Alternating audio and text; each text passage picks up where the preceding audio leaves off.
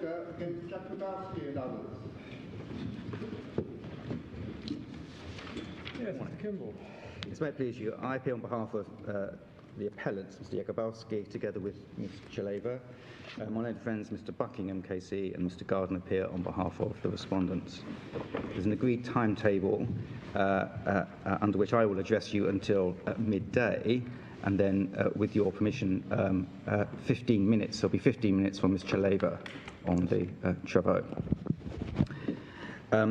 As to the documents, you have, I'm afraid, 3 electronic bundles, and I apologise for that.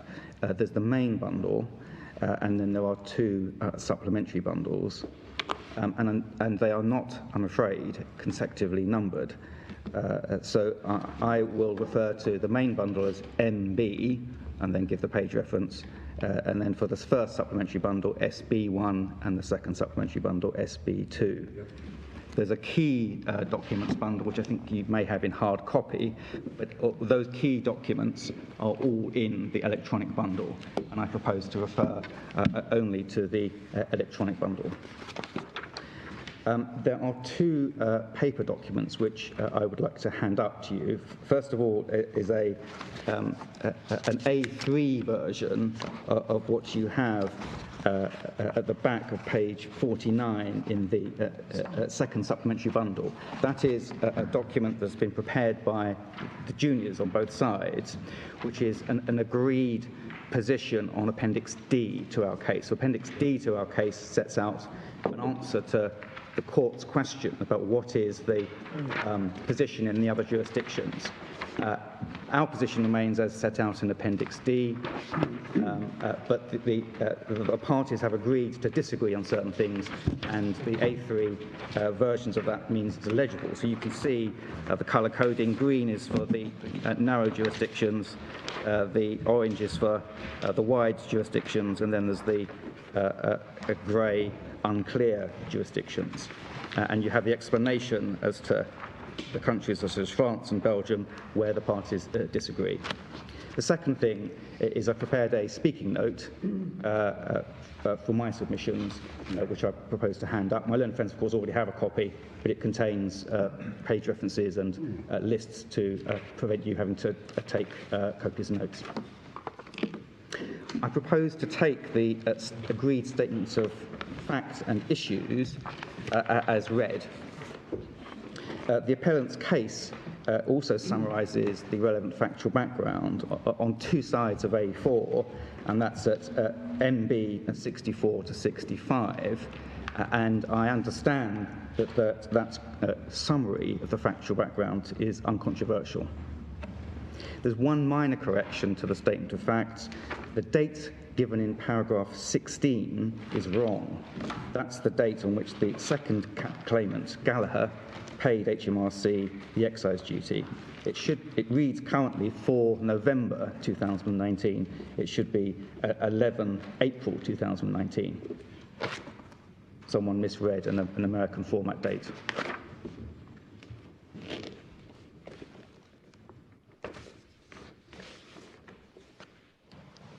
Now, the core complaint that Mr. Jakubowski has is that he's been wrongly held liable by the High Court to pay the second respondent, Gallagher, £449,000 in compensation under Article 23(4) of the CMR Convention. And that represents, that sum represents the excise duty assessed by HMRC in respect of 1,791 kilograms of cigarettes, which were stolen in England during transit from Poland to Crewe, and not recovered. Had they been stolen and recovered, excise duty wouldn't have been due, but they were stolen and not recovered. The assessment letter, if you want to look at it, is at MB 291. Now, the stolen cigarettes represented around 20% of the entire consignment, which Mr. Jakubowski had agreed to transport from Poland to England. Now, his position before you today is that under the CMR Convention, properly understood, subject to 2 exceptions, namely proof of willful misconduct on the part of him or his drivers, or subject to a declaration of being made under the Convention, then the position is that he's only liable to pay for the value of the short cigarettes, the value of the 1,791 kilograms lost, subject to the cap of 8.33 standard drawing rights per kilogram. As of yesterday, this standard drawing right, 8.33, corresponds to about £9.24 per kilogram. Now, the market value at the place of dispatch, that's to say Poland, is agreed. That was ex-duty 72,512. As I said, the weight stolen is also agreed. So it's uncontroversial that the application of the CMR liability cap in Article 23.3 leads to a basic liability of 14,925 SDRs, or about £16,000. And in addition to that, what we say is the basic compensation under the Convention, Mr. Jakubowski accepts, as he must, that he's obliged, in addition, under Article 23.4, to refund 20%, or roughly, of the sum he charged to JTI to transport the cigarettes. That's the prorated proportion of the whole load. Now, the freight charge paid by JTI for transporting the whole of the 9,219 kilograms was €3,100. So 20% of that wasted freight he accepts is €602. That's it, all agreed. So the only dispute at trial, before it's not Judge Pelling, QC, sitting as a High Court judge, was whether the 449,000 in excise duty could be claimed under Article 23.4 as, and these are the crucial words, a charge incurred in respect to the carriage of the goods. Now, the trial judge reluctantly entered judgment for the claimants because he accepted he was bound by the decision in Buchanan. And I say reluctantly because he, like the Court of Appeal in Sandman, found that the reasoning of the minority in Buchanan compelling. So the agreed legal issue, which arises from that short description of the facts, you have at page 54 in the main bundle, and I propose to use my allotted time highlighting some of the main points in the appellant's case and responding to the points made by the respondents in their written case. And you'll see from page 2 of my speaking note that I've got 7 headings. First of all, an overview on the 2 questions which we say arise from the agreed issue and the appellant's answer to those questions. Secondly, something very brief on rules of interpretation for this convention, which I think are largely agreed and will be familiar in any event to all of you. Thirdly, the purpose of the CMR Convention, and Chapter 4 in particular. Fourthly, the ordinary meaning of charges under Article 23.4. Fifthly, the relationship between the CMR and the Rail Convention for the transport, if international transport of goods by rail, which I'll refer to throughout as SIM, and why it matters. Sixthly, why the interpretation in Buchanan is wrong, and we say manifestly so. And lastly, why this court should depart from the interpretation under the 1966 practice direction. So turning then to the overview, we say the legal issue, as is agreed, can be broken down into 2 questions. The first is the interpretation of Article 23.4 adopted by the majority in the House of Lords in Buchanan wrong? Secondly, if it is, are the circumstances such that it's appropriate for you to exercise your power under the 1966 practice statement to depart from that decision? I have to obviously persuade you that the answer to both of those questions is yes. My learned friends only have to succeed on one or the other. But I also accept that the questions overlap to a certain extent. If you were to conclude, after you've heard my submissions, that the construction of 23.4 that I advance is only marginally better than the one adopted by the majority in Buchanan, but both are perfectly reasonable, perfectly tenable, then I accept I will struggle under the 1966 practice statement. And that's because I accept the broad thrust of the principles that has been established in the case law since 1966 in relation in particular to issues of statutory construction. It's made clear that a mere preference as between 2 reasonable constructions in the context of a statute regulating commercial matters in particular is, if I can put it this way, an unpromising candidate for the 1966 practice statement. However, our submission is that the interpretation of the words other charges incurred in respect of the carriage of goods adopted by the majority in Buchanan is simply not a reasonable construction. We say it is manifestly wrong when the relevant words are interpreted as they must be in light of four things.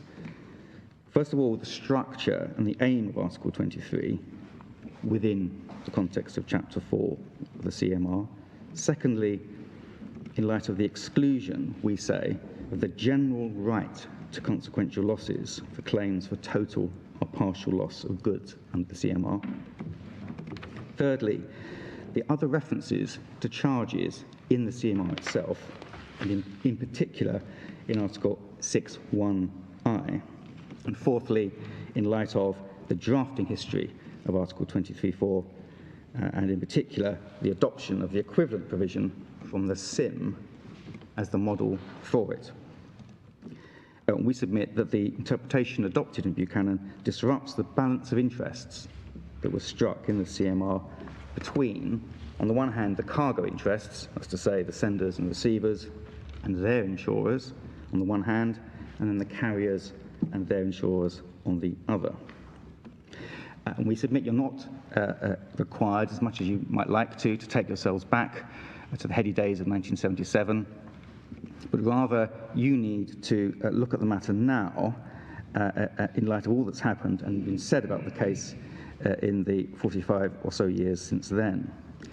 And in particular, we say you need to think very carefully about and have particular regard to what was said by the Court of Appeal in Sandeman. That is, you have that in the main bundle 1367, and it's reproduced in our case. That's paragraph 83, that's main bundle, page 85. So I've reproduced it once again in the speaking note, because it's, in reality, it's why we're here. In paragraph 35 of that decision, the Court of Appeal, United Court of Appeal, expressed a very clear view as to the meaning of Article 23.4. And I've set it out there. It breaks down into 5 propositions. Starting with the second one, the Court of Appeal was of the view that a natural reading of Article 23 would seem to impose a liability on the carrier for the value of the goods when the carriage begins, subject to the Article 23.3 limit, that's the cap I referred to, the 8.33 SDRs, together with charges, these are the crucial words, incidental to the carriage of the goods, including customs duties. And then the third sentence in that paragraph, such charges typically are foreseeable and form an increment to the value of the goods. Article 23.6 refers to entitlement to higher compensation under Articles 24 and 26. Article 26 would seem to be designed to enable a consignor to impose a liability on the carrier for a value exceeding the Article 23.3 limit, and, the crucial words, for possible consequential loss. And then you see 37 and 38. And it's really the other crucial aspect is paragraph 38, because the Court of Appeal held that, for our part, we'd not consider the decision in Buchanan should be applied any more widely by the courts of this country than respect for doctrine of precedent requires. So our principal submission to you today is that the Court of Appeal's analysis of Article 23.4 is spot on. It's absolutely right in every respect. But it's not just paragraph 35 that's the problem. The problem, in some ways, is created by paragraph 38, because what the Court of Appeal said in Sandeman, we say, leads to uncertainty. The trial judge, who is the judge in this country, who's the head of the London Circuit Commercial Court, he's the judge that deals with these CMR cases most of all. They tend to be low value but relatively complex cases because they're based on the international convention. And he held, in granting permission for the leapfrog appeal, that the Sandeman decision created uncertainty, which, as he put it, in the context of everyday, relatively low-value transport claims, will slow settlement and add to cost in a way that's undesirable. That's his assessment of the practical effects of Sanderman, and it should not be lightly dismissed. And the uncertainty arises because of the, as I'll come to, the temptation to make fine distinctions in order to reach the right result, which is what we say actually happened in Sanderman on the facts. So we say the stark choice you face is between, on the one hand, accepting the respondent's case. That would involve you deciding that the Court of Appeal in Sanderman was wrong about Article 23.4. So paragraph 35 from Sanderman is wrong if the respondents are right, and confirming that the majority in Buchanan was wrong. Or, alternatively, accepting our case that the Court of Appeal's analysis of Article 23.4 in Sanderman is correct, but then we say taking the logical step to get rid of the uncertainty by departing from Buchanan. And we do say, finally, by way of overview, that it is not an appropriate case where you should sit on the fence, as it were, and leave Buchanan hanging until a hypothetical a future conference of the state parties, which may or may not revise the CMR in this respect. And we say that for three distinct reasons.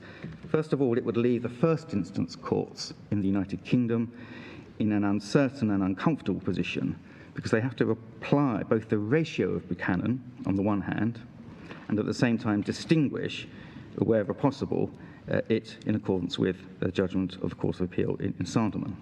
That could be addressed by dealing with paragraph 38 of Sanderman. Yes. Yes. Yes, that's correct. The second point is, in pure, if I can put it this way, pure stolen goods excise duty cases, like this one, where distinguishing Buchanan is simply not possible.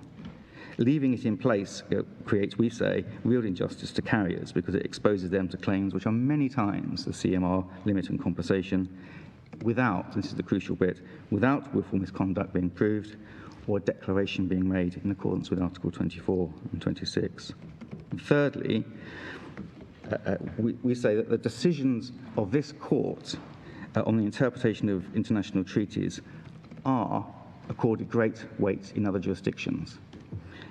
That is just a matter of fact, and we say the obligation to interpret a treaty in good faith carries with it a responsibility, as it were, to other state parties of the CMR to consider in good faith whether a mistaken view may have been taken in an earlier decision and correct it if it has. We say it's part and parcel of the court's contribution to the proper development of international law. And you see I've quoted from Ulster, Swift and Taunton meat haulage at the bottom of page 4, which it seems to me to encapsulate that point. Turning then to the applicable principles of interpretation, there appears to be no dispute between us. Paragraphs 32 to 36 of our case, that's main bundle, pages 67 to 68, are practically identical to the respondent's case at paragraph 19A, electronic bundle, main bundle, page 129. The principles, we say, set out a number of cases, including the Ocean Victory, and that's paragraph 72 to 75, main bundle 1517. You'll find, and the number of it is, apply Articles 31 and 32 of the Vienna Convention. And you'll find those both in our case at main bundle page 68 and in the main bundle at page 372. But just to be clear, we don't rely on the second alternative to Article 32. We don't ask you to go to the Travaux in order to persuade you that there is a different meaning, because the result of applying Article 31 remains ambiguous or leads to an unreasonable result. We say that applying Article 31 leads to a clear result, which we are entitled to, or you are entitled to look to the Travaux for confirmation.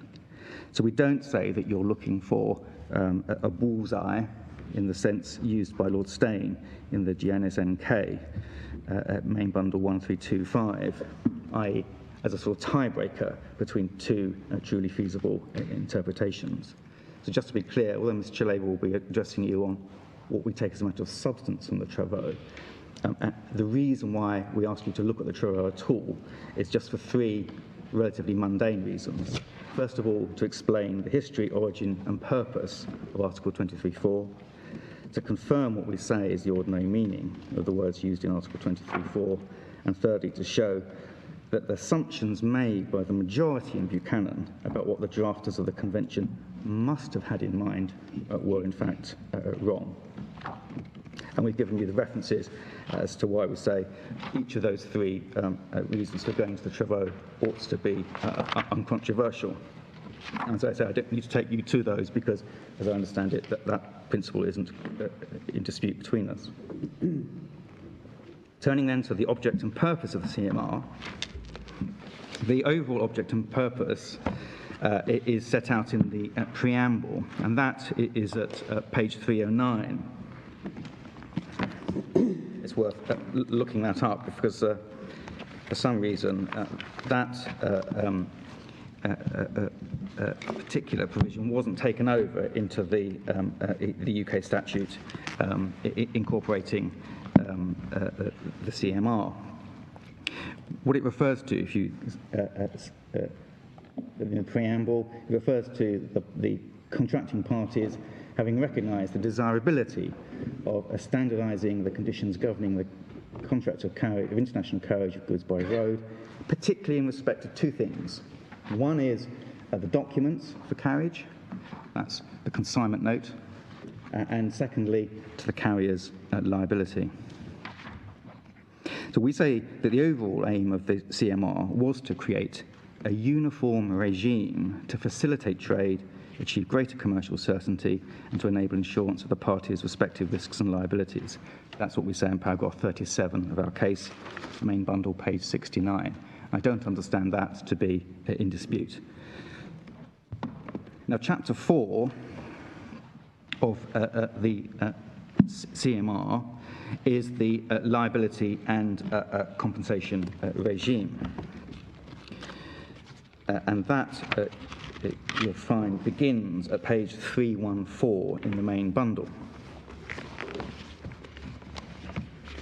And you'll see, just turning back to page 309, the CMR is divided into 8 chapters. Chapter 1, scope of application. Chapter 2, persons for whom the carrier is responsible. Chapter 3, conclusion and performance of the contract of carriage, including important Article 6, which is the consignment note. That's the documents bit. And then you have Chapter 4, which is the main chapter in issue in this case, which is headed liability of the carrier. And then you've got Chapter 5, claims and actions.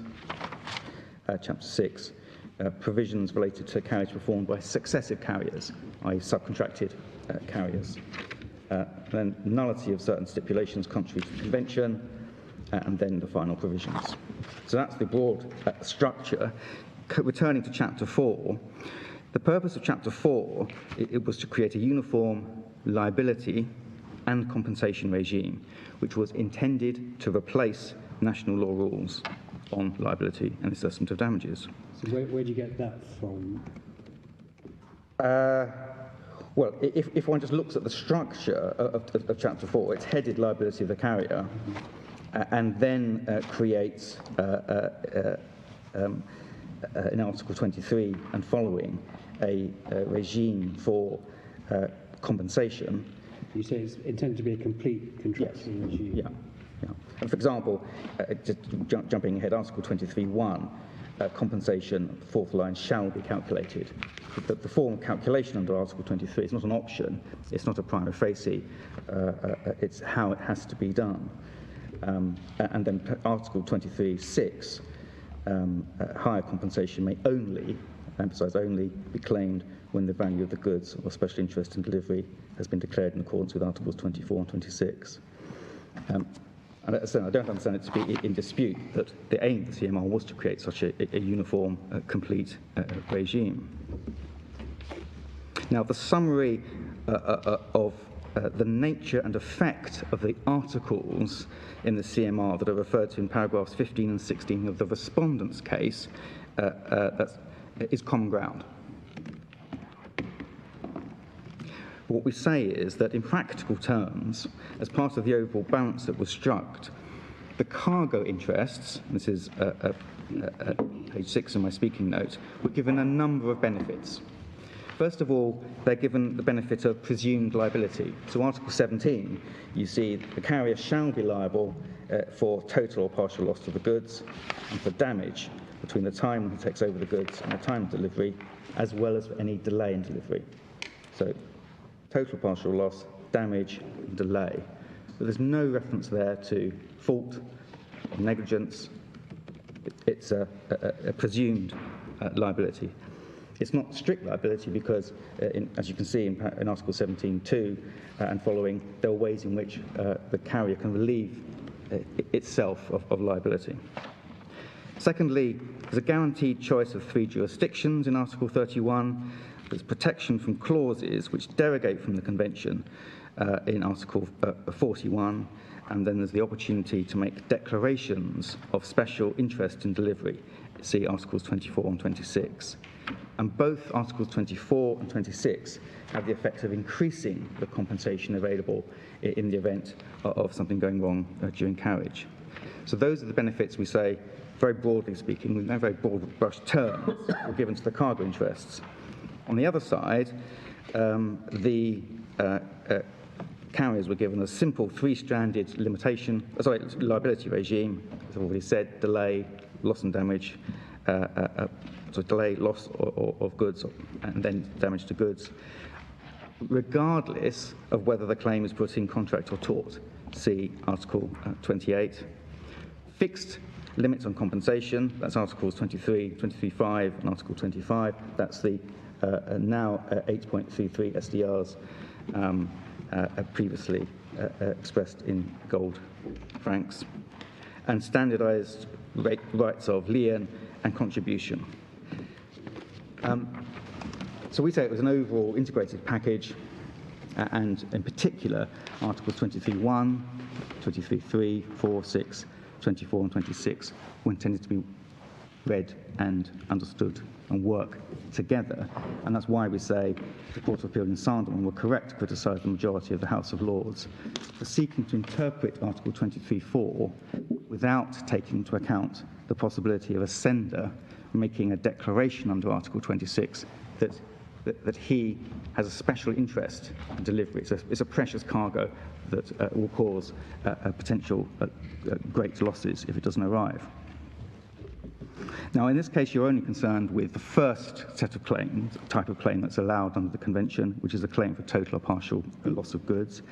But I do ask you to note that in relation to the claim for delay, and that's Article 23.5 on page 316, there's a slightly different regime that applies. In the case of delay, the claimant proves that damage has resulted therefrom, the carrier shall pay compensation for such damage, not exceeding the carrier charges. So that is different because it's the starting point is the subjective loss that the claimant proves, has to prove it resulted from the, it's resulted and compensation is then payable. Now, Article 23.1 is very different. So delay is compensation for delay is 23.5. That is proving loss and damage has resulted. Article 23.1 is different. It says that when under the provisions of this convention, a carrier is liable for compensation in respect of total or partial loss of goods, such compensation shall be calculated by reference to the value of the goods, and this is the crucial bit, at the place and time at which they were accepted for carriage. Then Article 23.2 provides a mechanism for the calculation of that market value. And in most cases, in 99.9% of cases, Article 23.2 doesn't create a problem. It's the FOB invoice. And that's it. So 23.1 and 23.2. Are you saying then that the cap is set at quite a high level? Was that the point you were just making? That It's they don't often bump up against the cap? No, it isn't set at. It's not set at a particularly high or a particularly low level. It's one of the things that in the Travaux the delegates spent most of their time arguing about. It's set at a level that is low enough to encourage to encourage reasonable freight rates. So it's not particularly high, it's not particularly low. It's a sort of balance that was in the middle. The parties argued endlessly over this. I think the Germans wanted 100 gold francs. The UK wanted, I think, 1 gold franc. And in the end, they settled, as you can see here, on 25 francs. So the short answer is it was just a matter of negotiation, and they came down at that level. But what point I was... The argument based on the typical values of goods? Yes, it was. So, I don't want to trespass on Ms. Chaleva's ground, right. but she'll take you to a document which shows the considerations. But the short answer to your question, my lady, is yes. They took, I think, the overall, they took various statistics into account and averaged out the typical levels of freight and cost of transportation, and then came to a figure. And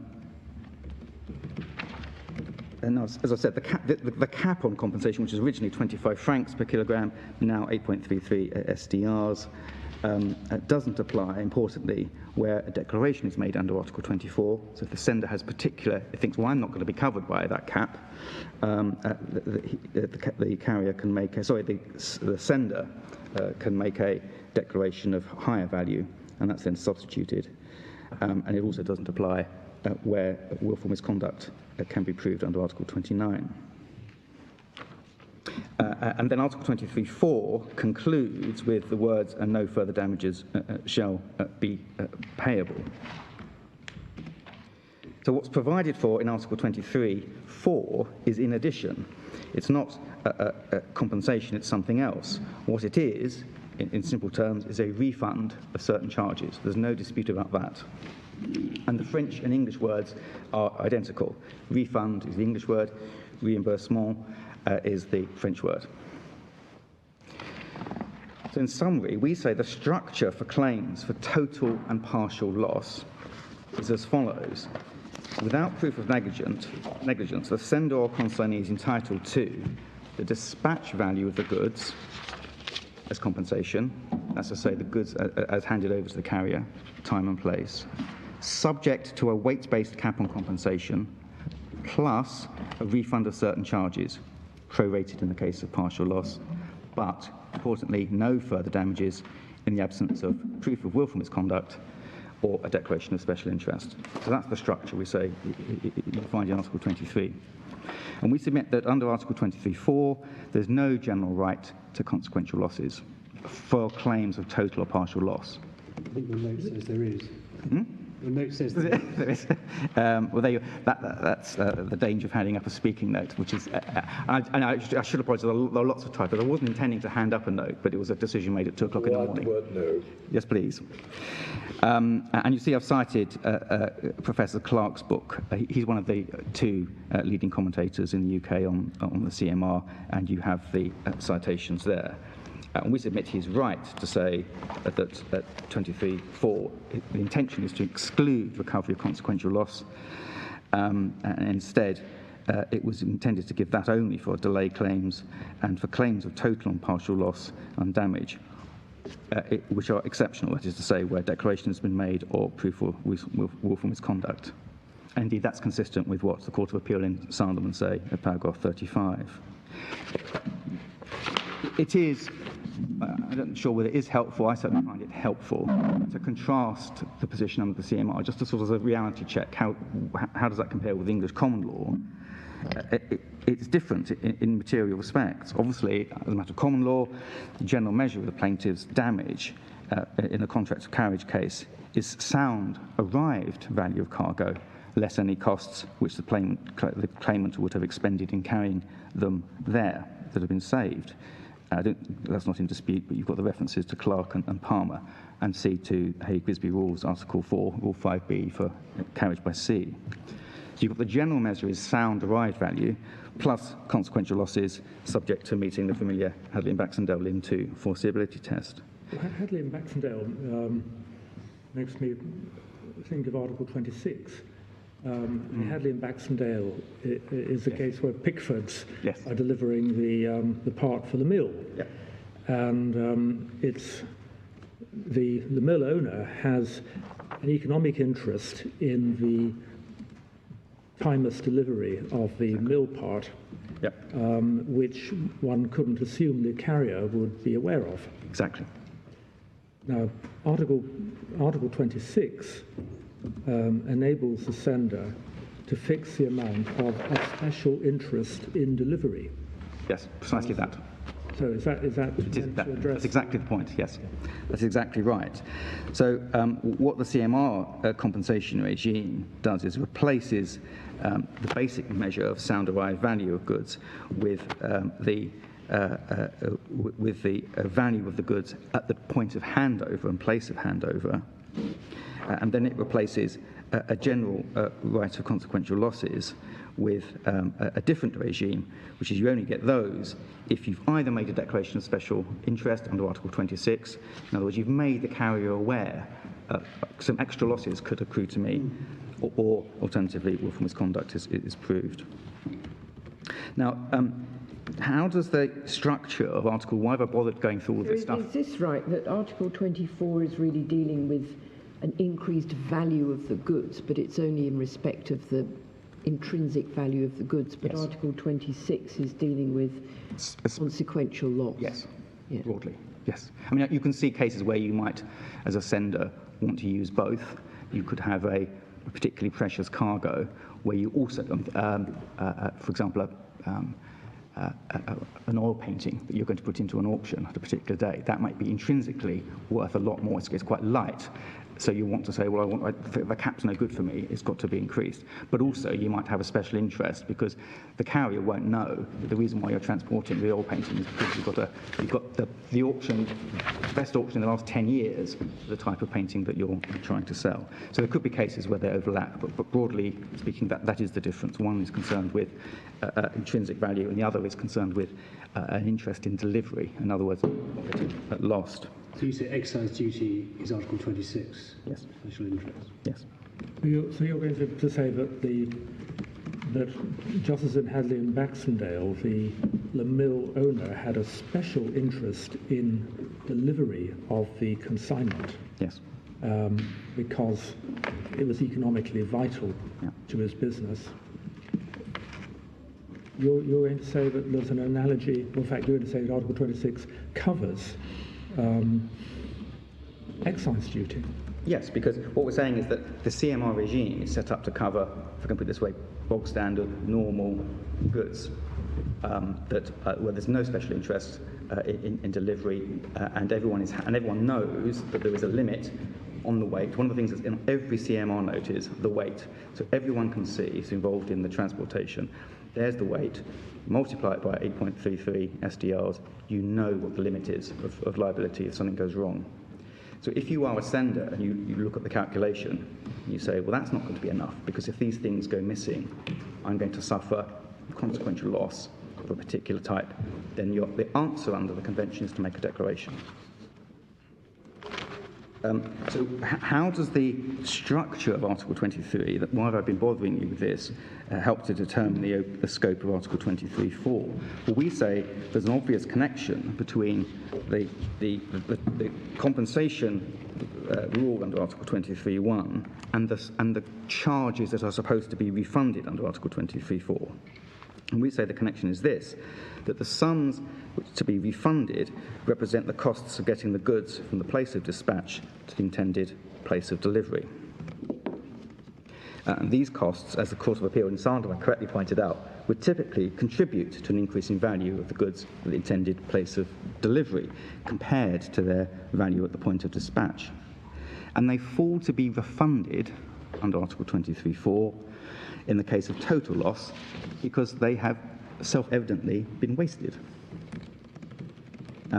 So the drafters of the convention appear to have considered that dispatch value alone wasn't adequate compensation.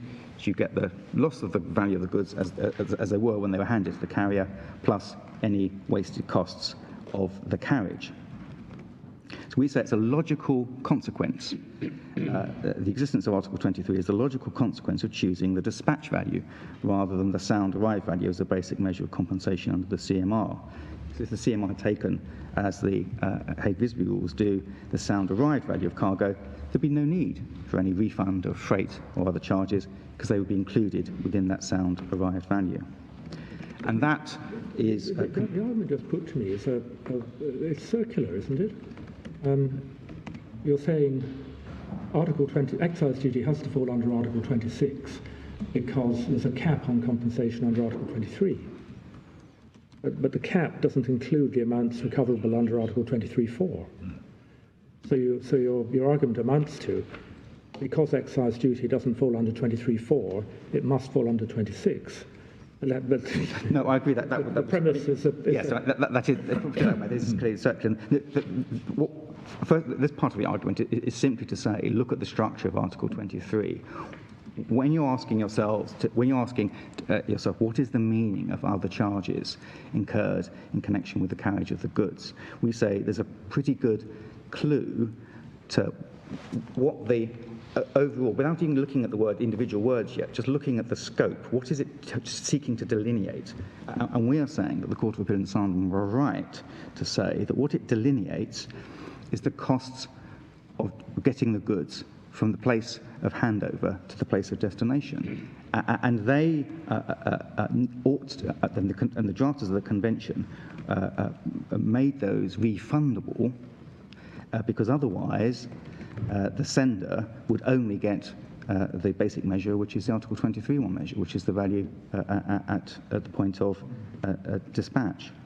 And that, as a matter of historical analysis, is, we say, confirmed. If you look at, for example, Dornstein, the Law of International Road Transport, which you have at page 3059 in the main bundle, he traces the idea of basing the compensation at the point of dispatch all the way back to the Berne Convention. And the Berne Convention is the first carriage by rail convention. But I might have thought excise duty was more readily described as a charge than as a special interest in delivery. Well, I'll come to what the meaning of a charge in a second. We say that the natural meaning of a charge, or frais as it is in the French, is a sum charged in return for some goods or services related to the transport.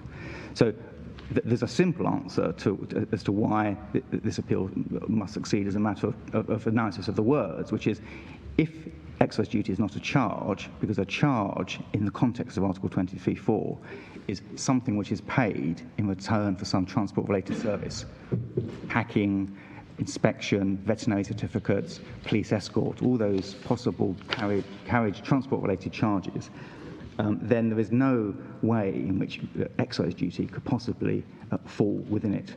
And that is, as it were, sort of a knockdown argument. But here I'm just concerned... But you accept that excise duty... I mean, are we starting from the premise that excise duty is covered somewhere in this convention? Excise duty is a loss, is a consequential loss, which is recoverable, we say, in two circumstances. One, where there's been willful misconduct, and two, where a declaration of special interest has been made, but not otherwise. Because it's a consequential loss and it's not a charge related to transport. And so if it's to be recoverable, it has to be a special interest in delivery? Yes, or you can show that the carrier is guilty of willful misconduct, and then all bets are off. The cap doesn't apply, and all the limitations on liability, and you can seek to claim your full consequential losses. That's the balance that was struck, which is very different to the common law balance. But I was just seeking to draw your attention to the Dornstein commentary on the Berne Convention, and you can see there the discussion. One of the delegates proposed that instead of taking place of destination, value of the place of destination, they should instead take the invoice value increased, and I've highlighted the words in bold, by the costs caused by transport. And the decision, this is, in my learned friend's terms, the bullseye for this particular bit of the travaux for the Berne Convention. The first subcommittee considered the proposals, concurred in its report with the opinion of Mr. Asser, and recommended as a basis for compensation the value at the place of delivery plus the transport costs. So that is what happened. In fact, in Article 34 of the Berne Convention, which you have at 378 in the main bundle.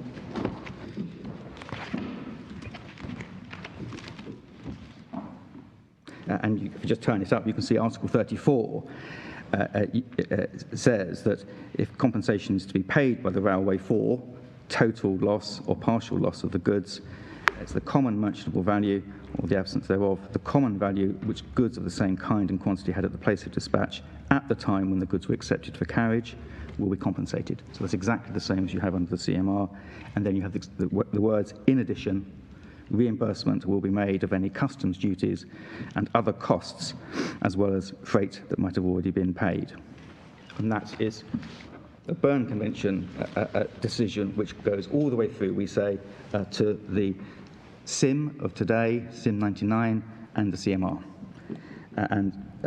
So the way we put it is that the system chosen under the Berne Convention and taken over into the CMR is described in those 4 points that I've summarised for you at the bottom of page 9. And as he puts it, the system in the Berne Convention still found today unchanged in SIM 1952. That's the version that is in place when he was writing. And in the CMR, you have the invoice value, the limitation of the amount, 25 gold francs, and then, this is the important bit, all costs of the transport and also the customs duties when no maximum applies. And so we say, and then secondly, it is thus only and exclusively at cost price, the so-called consequential damages do not qualify for compensation in the ordinary situation. Article 34 refers to any customs duties and other costs. Yes. So other costs is the phrase. So you say that means the costs of transport? Yes. Yes. It doesn't say that. That's why I took you back to the travaux. Well, I know, but the words of the travaux are not carried forward into the draft or into the convention.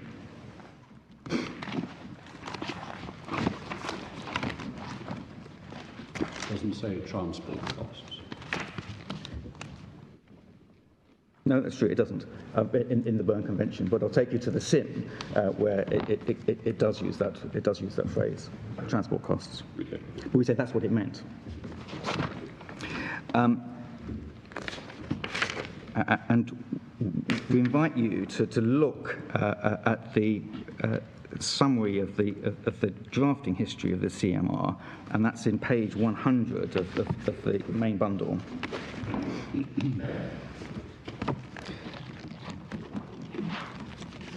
So what we've done here, and I understand that you can take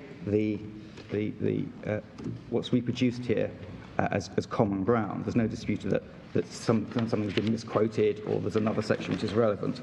So what we've done is we've just identified the drafts, starting on page 100, the first 2 drafts of Article 23, and in relation, you can see the first 2 drafts, all that one had is an amount of compensation limited per package or unit, and then the possibility of a declaration. So that's the first 2 drafts. It's only in the 3rd draft, on page 101, that you can see that another model was taken. And you can see that there in subparagraph 2, you have, so in subparagraph 1, you have the value of the goods calculated in accordance with the exchange price at the place and time at which the goods were accepted for carriage. That's the dispatch value, which has now been taken. And we say, as a complement to that, subparagraph 2, transport charges, custom duties, and any other disbursements in respect to the carriage of the goods lost shall also be included in the value of the goods. So in that, the first time that we have the structure introduced into the CMR draft, they're both the transport charges, customs duties, are referred to as disbursements, and they're referred to as being included in the value of the goods.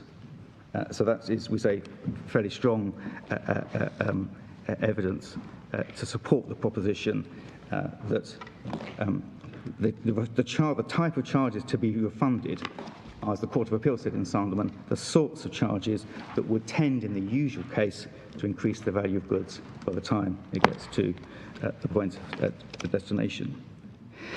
And you can see that the word disbursements continues.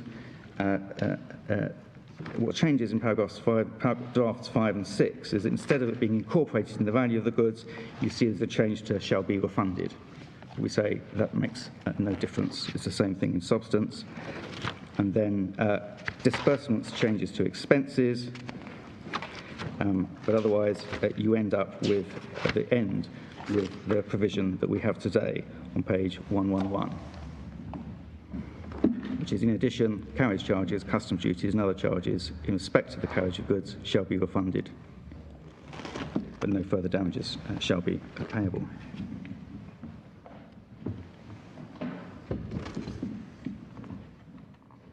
So in summary, we say... What are we to make of the fact that in the drafting process there was a deliberate decoupling of the amount of these other charges from the value of the goods? They were originally coupled. Well, they were originally coupled... in the sense that they were added to the value of the goods. Yes, they were originally... From draft 5 onwards, that coupling is broken, isn't it? It is, but the underlying reason why the two things exist, that's to say, you have the dispatch value as the basic measure of compensation. But if that were the only thing that the sender were to receive, he would be undercompensated. So you add in the transport charges, and whether you say, as they did in the early drafts, shall be regarded as part of the value, or whether you say the measure of compensation is the value at the place of takeover, and you shall be refunded these charges, we say is just a different form for doing the same thing. Well, but if it's included in the value, then wouldn't that engage the cap? Whereas if it's not included in the value, Yes. it doesn't engage. Yes, that would be, yes. So that might be quite a significant difference. And we say that the basic reason for it not being thought necessary for it to be engaged in the cap is, as was recognised, I think, by Viscount DeLorme in Buchanan, the typical transport-related costs, veterinary charges, packaging, are going to tend to be quite small. They're little disbursements, and so the cap is a cap on the basic, the first measure of loss, the major measure of loss, which is your loss of value. But so although there's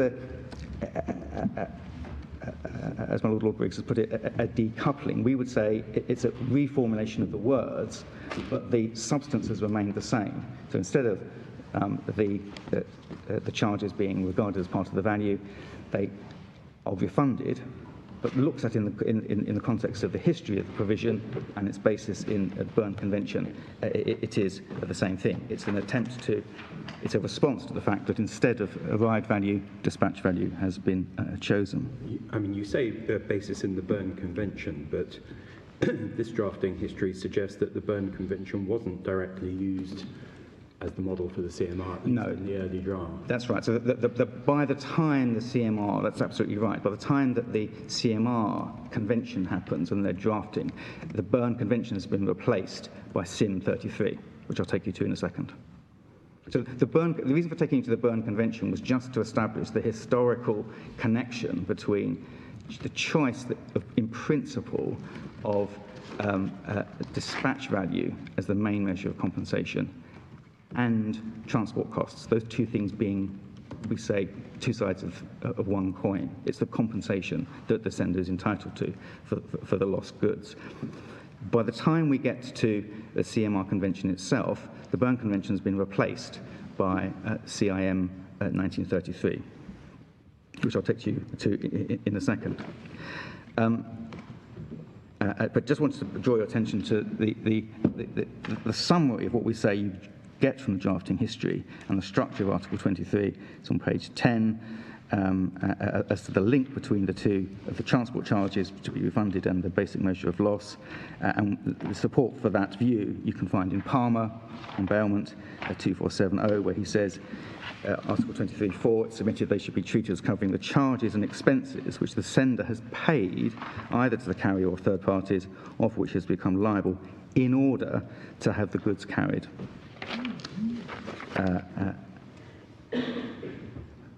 So that's what I want to say about the structure of Article 23.4. And all I say is that it gives you a good indication of what was broadly intended to be covered by other charges and customs duties, and what they have in common. What they have in common is the charges that would tend to increase the value of the goods in the ordinary course of events, had the carriage been performed.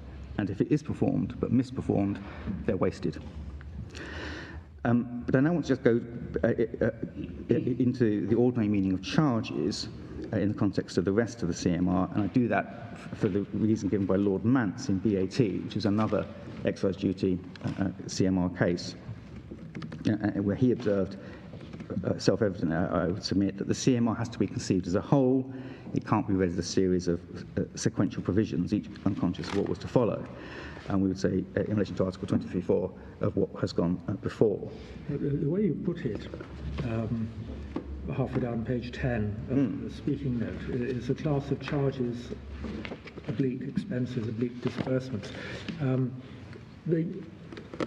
There's obviously been a lot of care chosen in the choice of the word, because it started off as disbursements, and then it became expenses, and it ended up as charges. Yes. And there's a parallel movement in the French from déboursement Yes. via dépenses to frais.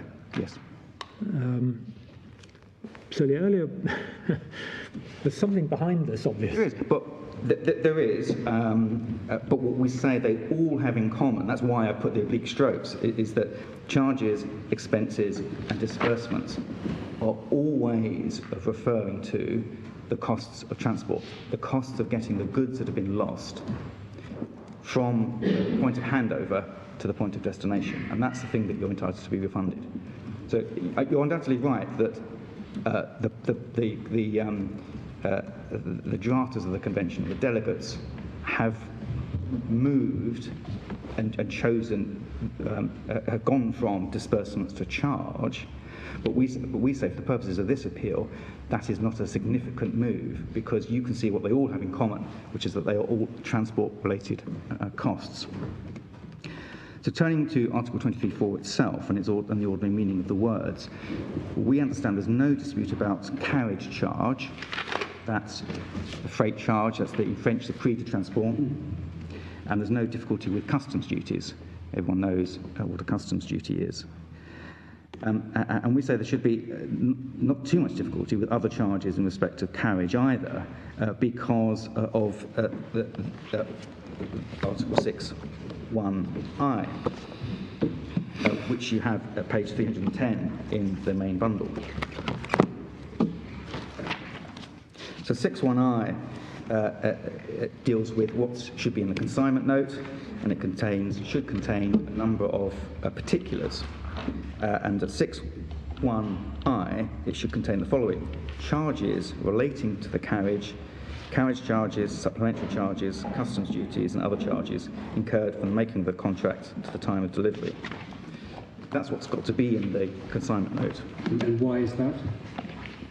That is, well, I can't really do any better than Lord Vance's explanation in BAT and Casimir, which is that one of the benefits given to the claimant under the CMR is that they can go after any of the subcontracting parties. They're not confined just to going after their contractual partner.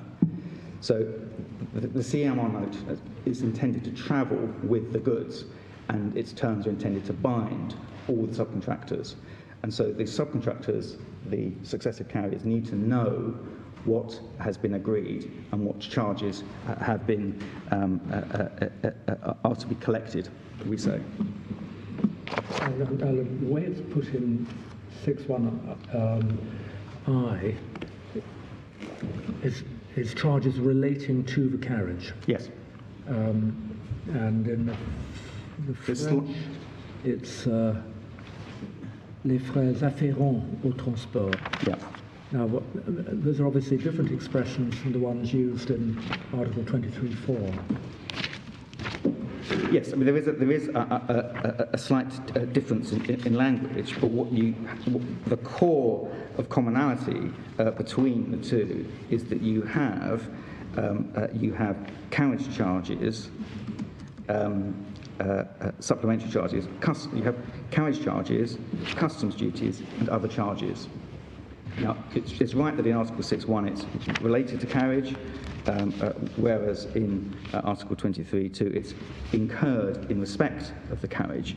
But that is easily explainable because what you're putting in the consignment note is it were future looking. It's what charges relates to the carriage, whereas when you're dealing with compensation, you're dealing with what charges have actually been incurred, because you can only refund something that's been incurred.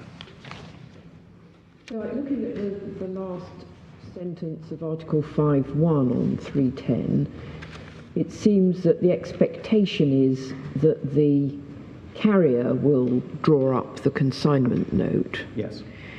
But some of the information in that note will have to be provided to the carrier by the cargo interest. Is that yes, fair? And that's right. And that's why you see, if you look at Article 7.2, if the request of the sender, the carrier, enters in the consignment notice the particulars referred to in paragraph 1 of this article, he shall be deemed, unless the contrary to be proved, to have done so on behalf of the sender. So as with carriage by sea, the usual course of events is you have a booking note, you have the first approach, can you carry my consignment from Poland to Crewe, how much will you charge me? But then there is a formal point at which the consignment note under the CMR is drawn up, and you're right, that's normally drawn up by the carrier, it's signed by the sender and the carrier. I'm not quite sure what the point you're making about 6.1i and 23.4 is. I mean, are you saying that they're covering the same ground? Yes. Except that 23.4 covers only such charges as have been incurred? Exactly. Yeah. So why is the drafting different? Well, it's only very slightly different in the sense that one is relating to carriage and the other one is incurred in respect of the carriage. Well, and also the words in brackets are different. Yes, there's not a complete identity. I mean, why wasn't there a reference back in 23.4 to such charges as are in the consignment note as have been incurred? That's right. Obviously, we wouldn't be here if there were an express reference back from Article 23.4 to Article 6.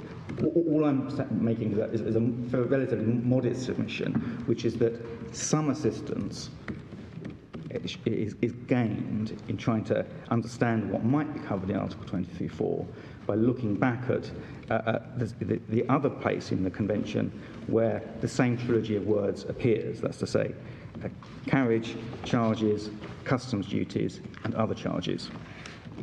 But presumably what gets put in the consignment note are charges which will certainly and inevitably be incurred.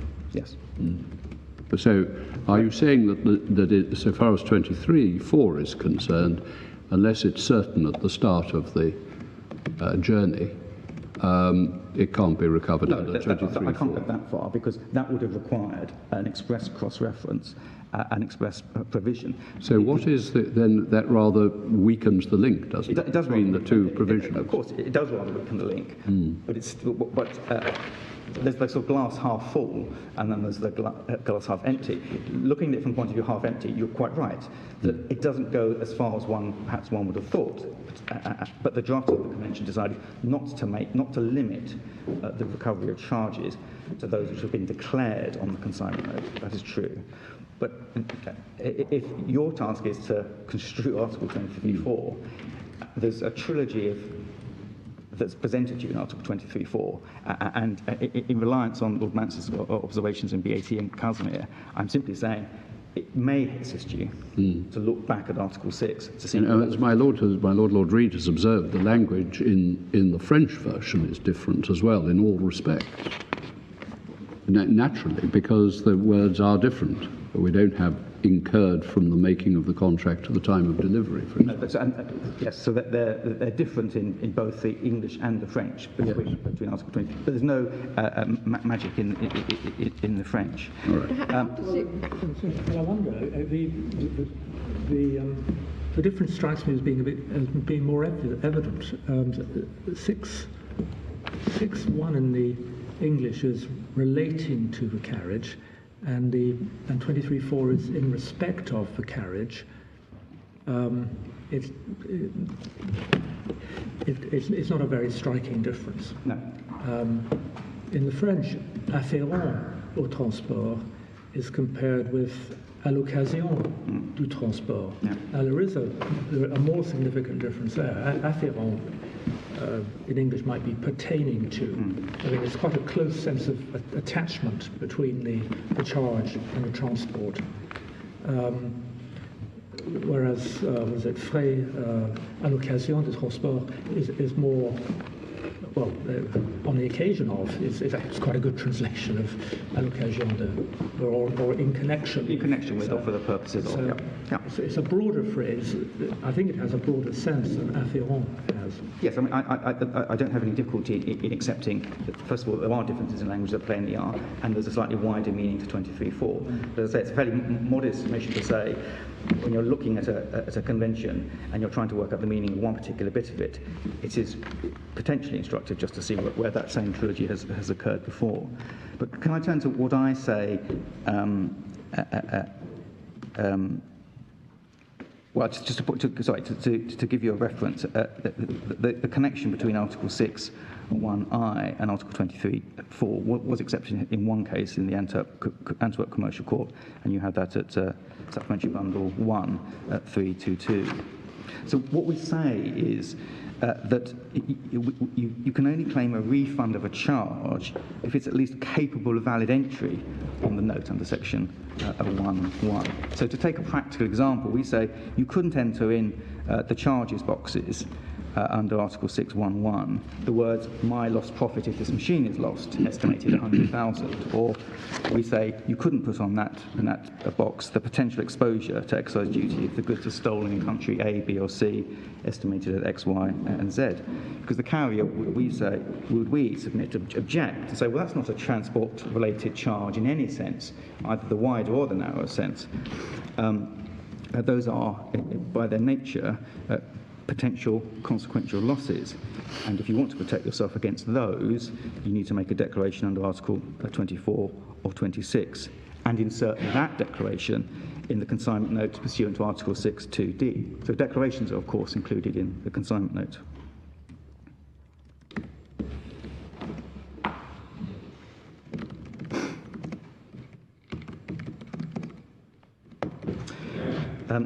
So what do we say? The same structure, to pick up the point that was made about the Berne Convention, we say the same structure is in SIN 1933. Just invite you to look at MB, main bundle P, page 386.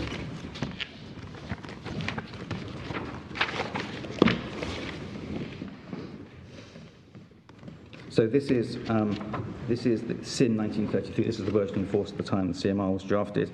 And in paragraph 6 on page 385, going over to 386, you have the particulars which need to be entered onto the waybills, and they are, at little l, charges for which the consignor assumes responsibility in accordance with the provisions of Article 17.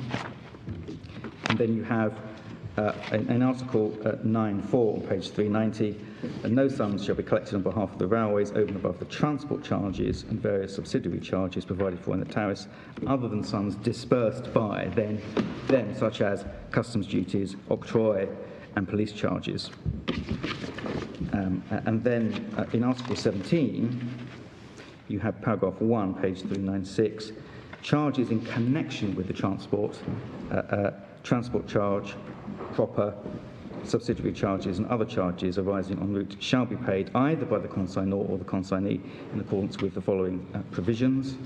And then the provision that corresponds most closely to the CMR, you have on page 402, the liability provision is Article 27, that's extent of liability. The railway should be liable for total or partial loss. And then the crucial one is Article 29. Over the page 403, Article 29 is the equivalent of what you have in Article 24.3 of the CMR, which is where you have lost or partial loss of goods, compensation shall be calculated in accordance with the value at the time of acceptance, and you'll see the transport charge, say freight, customs duties, and any other disbursements with respect to the transport of the goods lost shall also be refunded without, however, any payment of damages. And then you also see higher compensation shall only be payable if a declaration of interest in delivery has been made in accordance with Article 35(4), and in cases of willful misconduct. So that model, the SIM 1933 model that you see set out in Article 29, we say is taken over in CMR.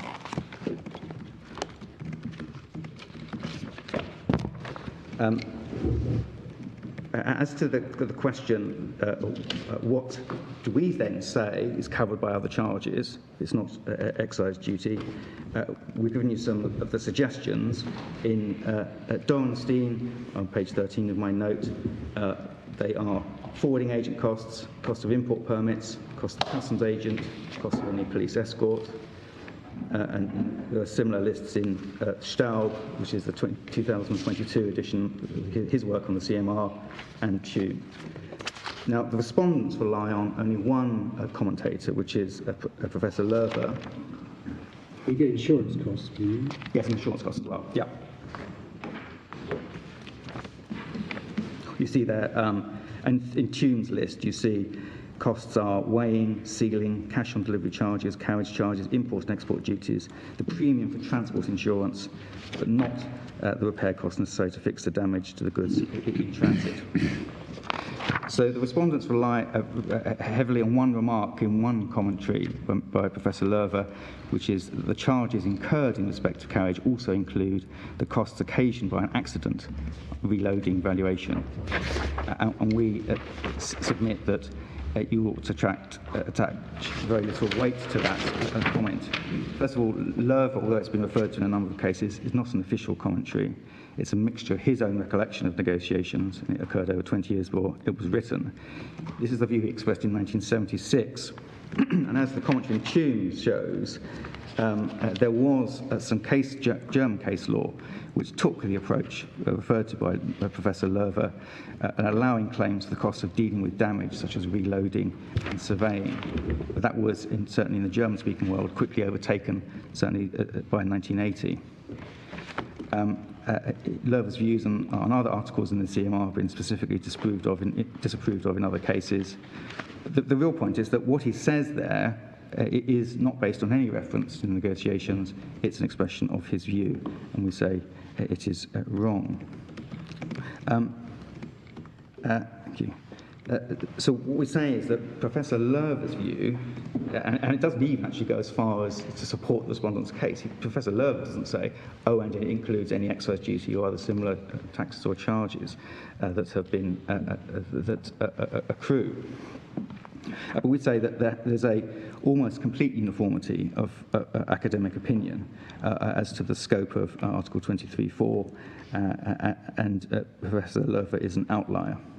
And there's not a single commentator that the respondents can point to since Buchanan who supports the majority interpretation of Article 23(4). Clark and Hill and Glass are both highly critical. Staub, Toomer and Dorenstein are firmly against it, as is the Court of Appeal in Sandman. It's an unusual situation where, having been around since 1977, you'd expect there might be, if there was a reasonable school of thought supporting it, there might be at least one commentator, one academic who's prepared to write an article saying Buchanan is right. There isn't a single one. So just going back to what Lerver says, which you quote at the top of page 14, if there's an accident en route and the goods need to be reloaded, Yes. that falls to, that's the consignor's or whoever's responsibility, not the carrier. Yes, unless there's willful misconduct. But in the ordinary case, you've got the benefits, the sender's got the benefit of a no-fault regime. All you would show is your goods haven't turned up. This is the sort of the downside thing you have to accept for having the right to claim without proof of fault, is you get something slightly less than you would under common. It's not, you say, a charge incurred in respect of the carriage of the goods. No, the charge in respect of the carriage of the goods. I mean, as a matter of ordinary language, you'd think it was, wouldn't you? Well, no, we would say, we would say not. I mean, charge in the ordinary way is, in this context, ought to be something that a sum that's been agreed in return for some goods or services to be supplied related to transport.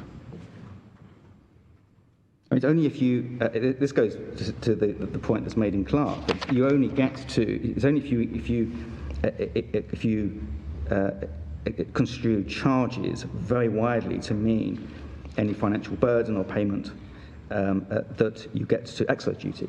But so I don't even need to win on that point. You may think, well, it's possible that Lerver is right about that, and that damages for survey costs, for dealing with cases he's wrong.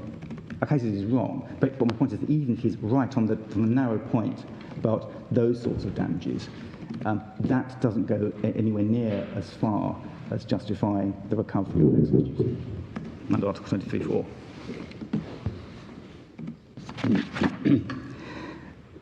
We say, for the reasons given in 15 and 17, that under the SIM, a settled view appeared to be accepted, which is the, as you can see, summarised on page 16, that other costs within the meaning of Article 23, Paragraph 4 of CMR and Article 14 of Section 3 SIM are incurred with the respect of the carriage of lost goods only includes expenses that would have been incurred in the same way in the case of carriage in accordance with the contract and contributed to the value of the goods at their destination, but they were not caused by the damage.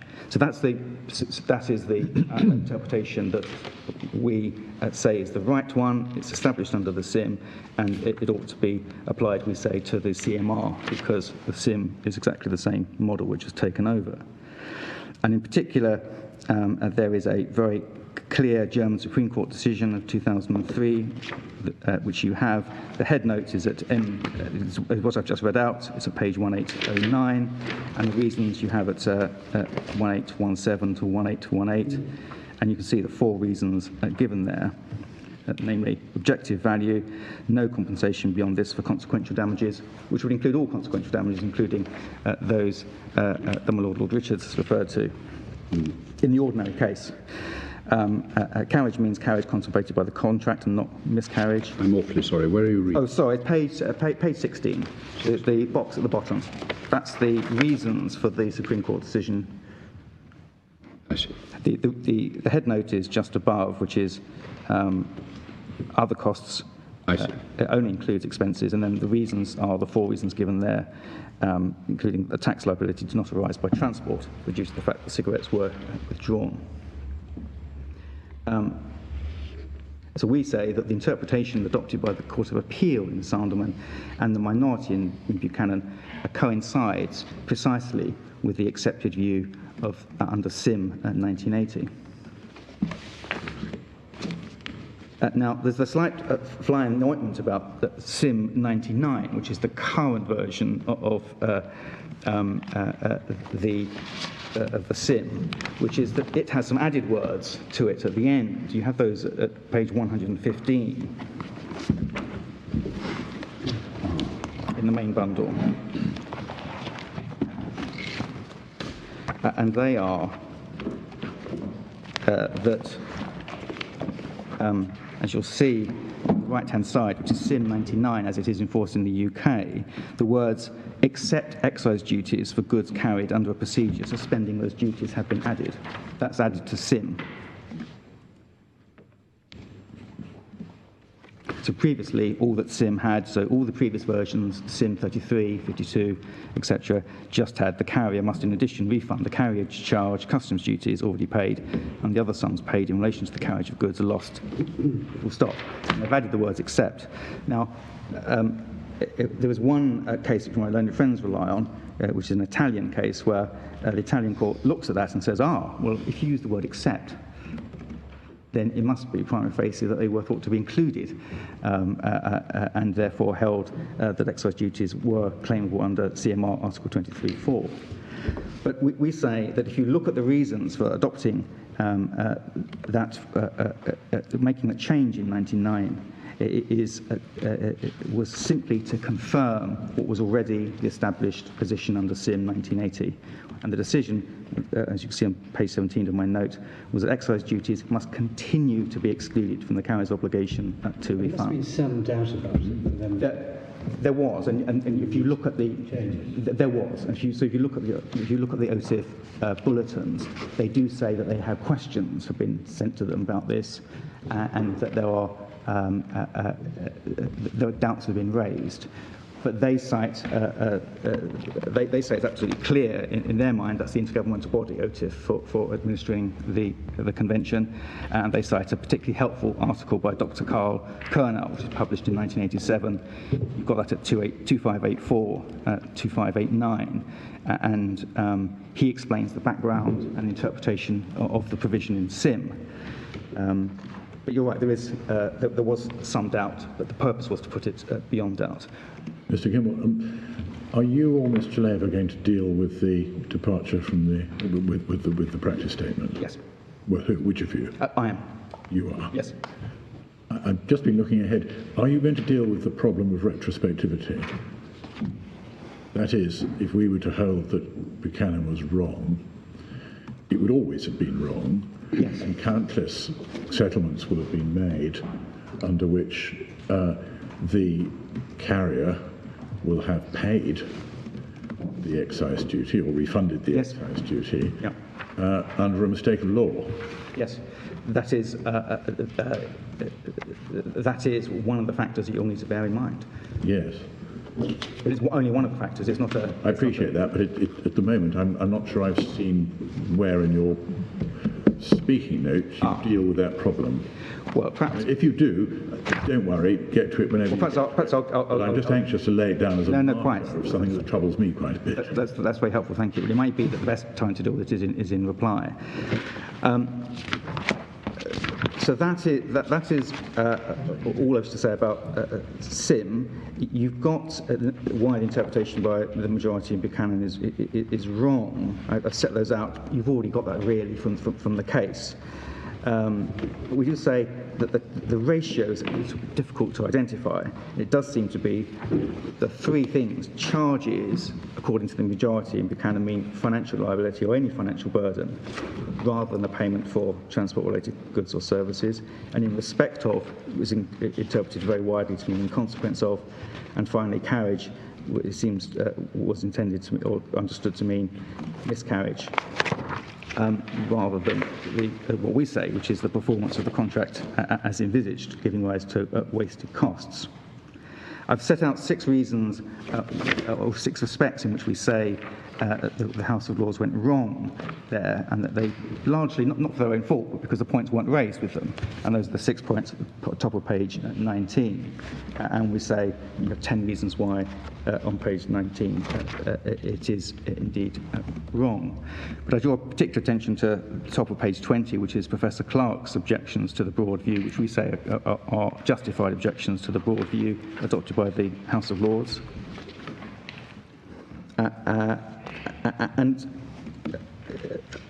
I'd like to draw your attention to the Sidhu decision in 21, because if one asks the question, what was the driving force behind, in terms of the merits of why it was that the House of Lords were prepared to hold that excise duties were recoverable, it does appear, certainly from the speech of Lord Salmon and Viscount Delorme, that reason and justice demand that the burden of paying the excise duty should rest on the shoulders of the carriers rather than those of the innocent exporters. So a broad merits approach We say that's entirely the wrong approach here for the reasons given by Lord Hope in Sidhu. What it comes down to is a strong feeling that when someone is to blame, as the carrier's lost the goods and it's caused undoubtedly damage to another party, why should there not be a remedy? But as Lord Hope points out in Sidhu, that is the basis on which common law proceeds. Where there's been a breach of duty and it's caused loss, a remedy ought to be made available. But he then goes on to say, and this is highlighted in paragraph page 22 of my note, that it's different under an international convention, because that is against the convention has to be viewed against the context of it's a giving up of the freedom to contract. So the carrier can't escape the CMR. Article 41 makes all attempts to escape the CMR impossible. And so it wasn't ever designed to provide a full remedy in all situations. Indeed, it sets out the limits and the conditions under which claims to establish that liability, if disputed, are to be made, and the balance has to be struck in the interests of certainty and uniformity. So it's against that background, rather than the general sense of, well, there's a loss that's been suffered and it ought to be reimbursed, that you should approach it. And in some ways, and the facts of Sidhu were that the claimants had been flown into a war zone by British Airways, and they said British Airways should have been fully aware that the war was about to break out and Kuwait was about to be invaded, and they were left without a remedy, because in that case the convention said you only recover for bodily injury. But here, the claimants under the CMR are not in such a bad position. It's not that they can never claim excise duty, it's a more nuanced situation. They're precluded from claiming excise duty. In the ordinary case, they can only do so if they make a relevant declaration or they prove willful misconduct. Three very short points, because I'm conscious of the time, in response to my own friend. The 1979 protocol, that is the protocol which increased or changed the basis from gold francs to SDRs. That's a red herring, because that simply dealt with that particular problem, and you can't read into that the fact that it came into existence after Buchanan as any sort of a confirmation of Buchanan or a decision not to deal with Buchanan. Does the value of the cigarettes include duty? We see that's a matter of fact in each case. Here, it clearly didn't. Anyone that's visited the Berry Brothers website and bought wine will know that there was a ready market in Primera wine, and there's a market, it seems, in ex-duty cigarettes. So there is, so that is a non-issue. Had the cigarettes, had duty been paid in Poland, then that would have become part of the value of the goods, because it's at the point of acceptance of the goods. But they weren't. They were sold ex-duty. Is there any principal justification for treating excise duty and customs duty differently? We say there certainly is. The reason for treating them differently is that customs duties are payable because, and in every case when goods cross an international border, unless you happen to be in a customs union. But excise duty is very different. It doesn't arise from transport at all. It arises because of the nature of the goods and a policy decision by the relevant sovereign, public authorities to hike up the cost as a disincentive to consumption. And in principle, certainly within the EU, the position is that excise duty arises on production. See Article 2 of the 1998 directive, and it becomes chargeable on release for consumption. So finally then, in relation to departure from the 1966 practice statement, my own friends have come up with 8 propositions. I have responded to those 8 in the blue shaded boxes. The 3 points I particularly draw your attention to are, first of all, that if you ask the question in paragraph 6 on page 24, when will the Supreme Court overrule one of its previous decisions in relation to a question of construction, the answer is given that it will do so only where a previous decision is objectively wrong. In other words, it's more than a mere difference of a view and some good reason going beyond the fact that the previous decision is considered to be wrong. We say this is a case which falls within subparagraph 7, ex parte Hudson, that where an existing decision is disapproved but cannot be overruled, the courts tend to distinguish it on inadequate grounds.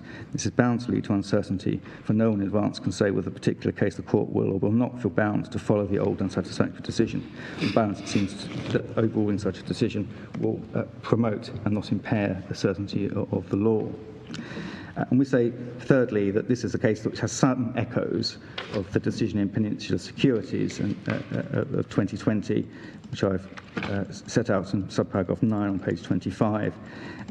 What Lord Wilson found there in dealing with whether to overturn the pre-existing freedom test that had been established in an earlier decision in favour of a trading society test was that the objections to the test are that it has no principal place within the doctrine. We say excise duty has no principal place within Article 23.4. It's been consistently criticised for over 50 years. Same here for the Buchanan decision. Only criticism, no support. It has been applied, I fully accept, in a handful of cases, loyally, as it must be, because it's of high authority.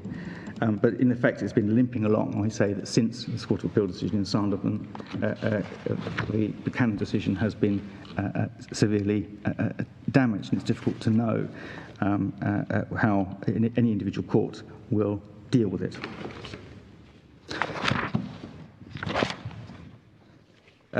I have, so as the application, I've got 9 points on page 26 as to why you should exercise your discretion. And in particular, I rely on what I say is the extreme injustice that it causes to carriers such as my client. And I just draw attention to what I said at the top of page 29. If the excise duty is unlimited and can be recovered without any cap, had the whole consignment in this case been lost, then the duty due would have been in excess of £2 million. And that would have been, as it happens, twice the limit on the appellant's policy, so he would have been left uninsured for the balance. There is really an extraordinary disconnect between the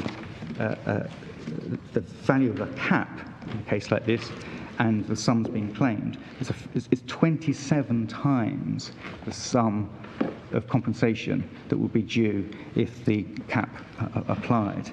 And that just simply cannot have been, we say, in the minds of the drafters of the convention.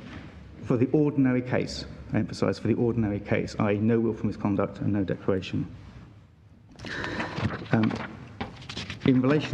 Finally, in relation to insurance, the joint statement, the court asked a question of the parties, how have the insurance market dealt with it? We're tempted to answer your question as best we can, but unsurprisingly, perhaps the answer comes back, well, the insurance market is flexible enough to deal with anything. It can insure anyone for anything at any price.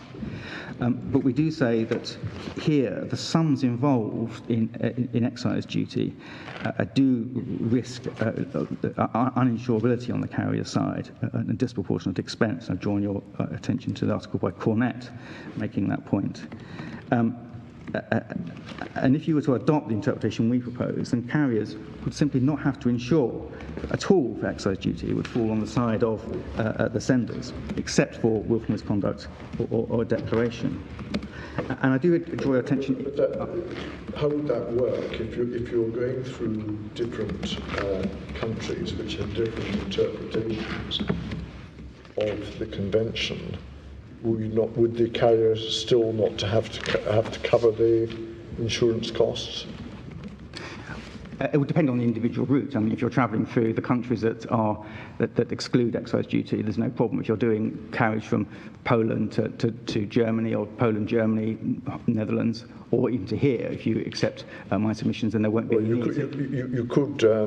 You could have sort of route through countries that take a narrow view, is your point. You could, but you're right. That as long as any fragmentation exists, but fragmentation is going to exist, because in your case you say there's no prospect of getting a protocol on the CMR. Well, what we say is that if you uphold Buchanan, undoubtedly the fragmentation will continue. If you move away from Buchanan and join the German Supreme Court, the Swedish Supreme Court, and the Dutch Supreme Court, there's a real chance of forming a block which could build consensus around a narrow interpretation. But it's not a magic wand. Your decision won't overnight create uniformity across all Some countries have reached their decisions based on Buchanan. Yes. And that is why I say, if you're of the view that the Court of Appeal are right and Buchanan is wrong and plainly wrong, then it's almost out of a respect for those other jurisdictions to say, we got it wrong. And it's this jurisdiction in particular, common law jurisdictions, that have the practice statement issue. Many other jurisdictions don't have a problem with departing from previous decisions. They don't have the concept of stare decisis. We do. So, as I say, it's not a magic wand if you were to move away from Buchanan, but there is, we say, a broad consensus which has emerged. On pure head count, it's 8 countries to 4 in favour of the narrow approach. I know that's disputed by my learned friends, but the quality of the decision making, you might feel somewhat invidious, but you just look at the German decision, the Dutch decision, and the Swedish decision. They are extremely well reasoned. It's entirely consistent with the view taken by the Court of Appeal in Sanderman. And the foreign decisions which do follow Buchanan tend to refer to Buchanan and follow it, but don't actually give any other further reasons. And that is the heavy responsibility that you bear, because if that's why I said at the beginning, other jurisdictions do follow this court. They do pay a lot of attention to what we say. And if we've made a wrong step, then we ought to own up to it and correct it. The final thing I want to just draw your attention to is the article by Schelling that I referred to on 29, because that deals with the insurance position. And he says the extensive interpretation, i.e. the Buchanan interpretation, creates a gap in the system where a higher risk is placed on the carrier, and in the end, the liability insurer. And this leads to the carrier's costs for transport, and as a consequence of this, the freight rates will increase compared to a situation where Article 23.4 had been interpreted more narrowly. He says, this is from an economic point of view, taken as a whole, this appears to be a disadvantage also for the sender because of the fact that he would have been better off if he borne the risks on his own by paying a higher premium for the cargo insurance compared to paying the higher freight rates. In the long run, it would have therefore been better if the House of Lords and the Supreme Court of Denmark had reached the opposite conclusion and considered the excise duty as part of the value of the goods. And I mean, we say fundamentally, of course, excise duty. Why is excise duty payable at all? It's to do with the character of the goods. And therefore there's nothing unusual or strange about the fact that the manufacturer or trader who chooses that product, chooses to move it and bring it to the market, should bear the prima facie risk of it being released for consumption, rather than shifting the burden to a carrier. And so that's why we say ultimately, the last point in the submissions, if insurers of goods which attract such high liabilities, as is in the case of excise duties, are stolen, do not make a declaration and their goods are stolen without any willful misconduct, we say there's nothing unjust in the scheme of the CMR in making them or their insurer bear the loss. And we said that's how the risks were intended to be allocated when the CMR was agreed. It set up a regime for the basic, normal transport situation and gave a way out for the abnormal in the form of a declaration. And that's why the Court of Appeal in Sandhorn will correct, in particular, to focus on the failure in Buchanan to take account of that. So those are my submissions. So, now, you said at the outset that Ms. Chaleva would address us, and she's obviously ready to. Yes. You've used up your time, so you'll be eating into your reply my time. reply, quite so. Very well. I'm grateful. Thank you. Thank you, Ms. Chaleva.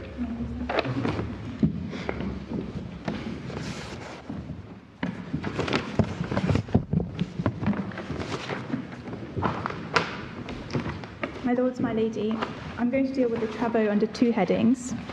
First, economic efficiency, and secondly, Article 6 charges. I'll take you to 2 documents and leave you with 1 or 2 references, if I may. And I'll be referring to the main bundle only. So turning to the first of those, the Travaux confirm our case that one of the aims of the CMR liability regime was to apportion risk in a way that was cost efficient. That point is made in our printed case. Please can we start at page 69 of the bundle.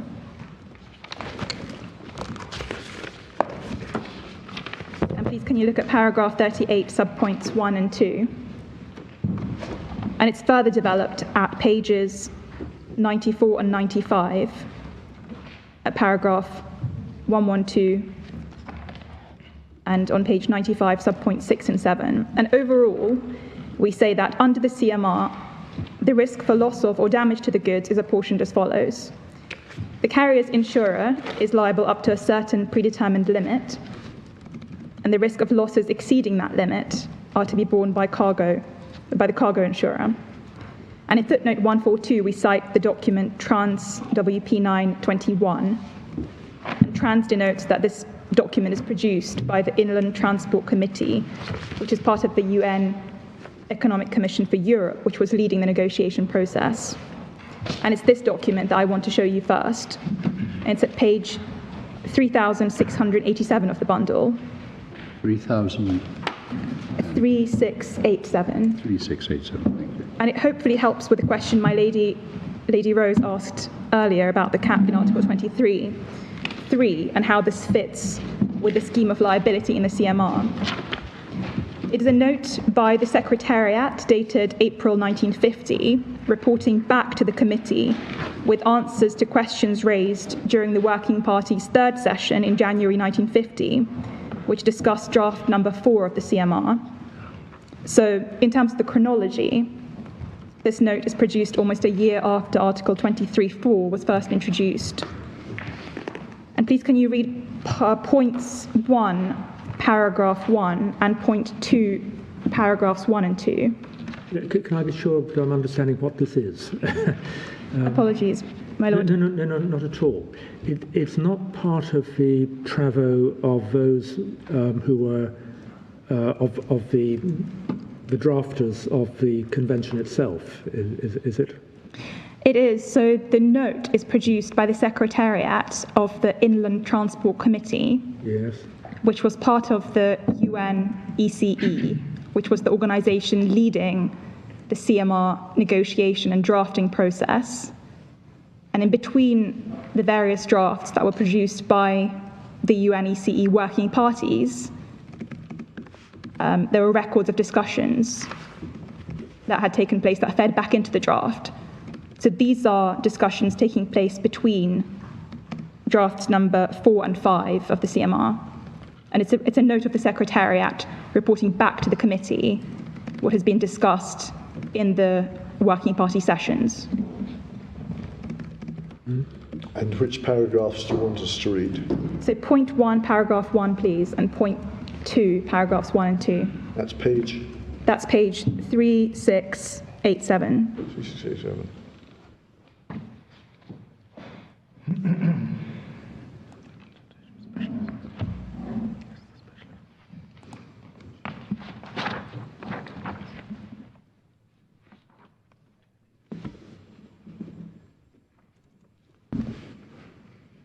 And as you can see, there was a consensus about the aims of the CMR liability regime. And if I could draw your attention to the middle of the page, at the end of the first paragraph of point 2, where it says, liability is a mere question of apportioning the costs. And below that the question is, which of the parties is the better fitted to bear the cost with the least possible detriment to the general transport economy in Europe? And can you please turn up the next page, which is 3688? And can I invite you to read all of 3 and the first paragraph of 4?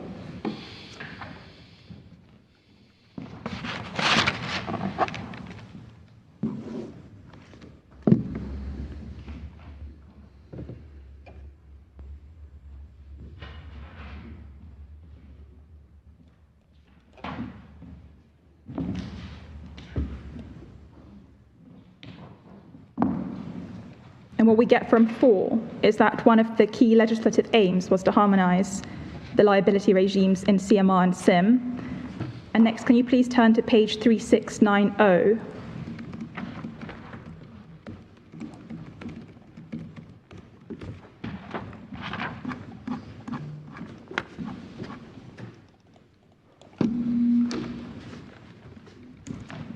where you see point 6 in the middle of the page. And I'll read from the 5th line from the end of the first paragraph, which says, variations in the latter, and that's a reference to a variation in the maximum compensation paid by the carrier, have a much greater effect on the cost of insurance. Furthermore, the maximum compensation must be so calculated that the insurance of goods still serves some purpose, since the whole system is based on the coexistence of double insurance, namely insurance of both liability and goods. And pausing there, it's important not to confuse what is meant by the words double insurance.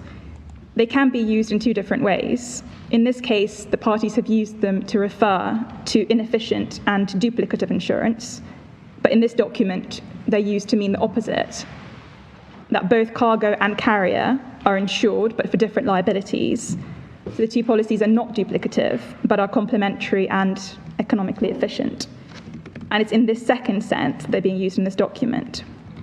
And in the next paragraph at point 6, the Secretariat sets out the conclusion that is reached about how to achieve cost efficiency.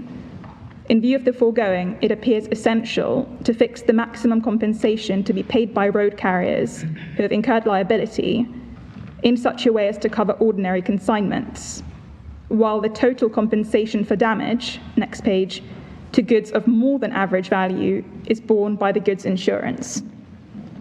And you will have seen from our printed case that later in draft 9, a mechanism is introduced to enable the consignor to impose liability on the carrier for a value exceeding the maximum limit, and that additional liability was to be compensated by the payment of a surcharge by the consignor to cover the additional insurance premium that the carrier might have to pay. And that mechanism is contained in 3 provisions, Article 23(6), 24, and 26. And the points in relation to that can be found in our printed case at page 95 of the bundle, paragraph 112, subpoint 7. And there we have quoted from the travaux which explain the mechanism. I'm not going to take you there now, but the most valuable of those is the first document in footnote 144, and particularly pages 3329 to 3331. So that is why we say the travaux further confirm the appellant's case in relation to the correct meaning of Article 23(4). It is a meaning which is consistent with the aims of certainty as regards allocation of risk. It promotes economic efficiency, and it respects the coherence of the overall scheme of liability. My second topic is Article 6(1) charges. When we look at travaux, we're normally looking at records of the discussions of, in the course of which the treaty in question was being negotiated. So, you might have a draft of a particular provision proposed, and various amendments might be proposed, and there would then be a discussion amongst the people who had to reach an agreement, at which different views would be expressed, and at the end of the day, a draft would be settled upon. Now, as I understand it, what you've taken us to is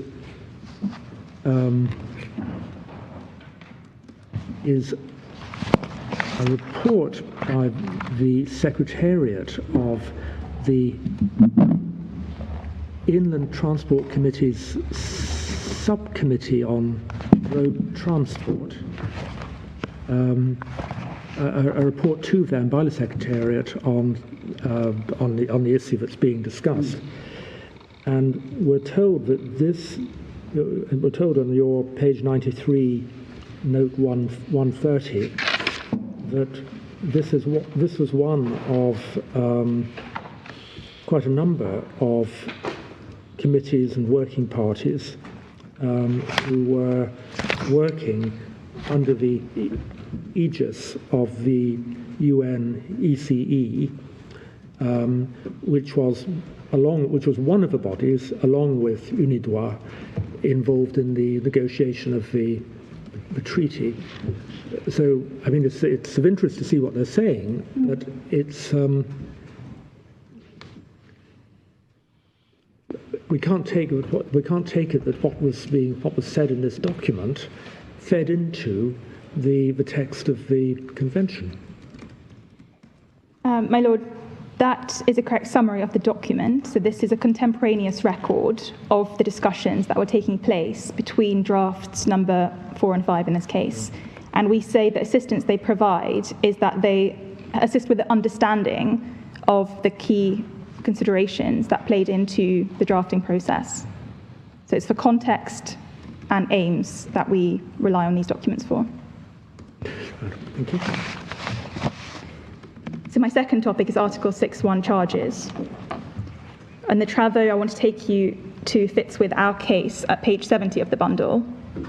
Please can I invite you to look at that? And on page 70, please can you look at paragraph 40, subpoint 2. And it's the document referred to in footnote 35 on that page that I want to look at next.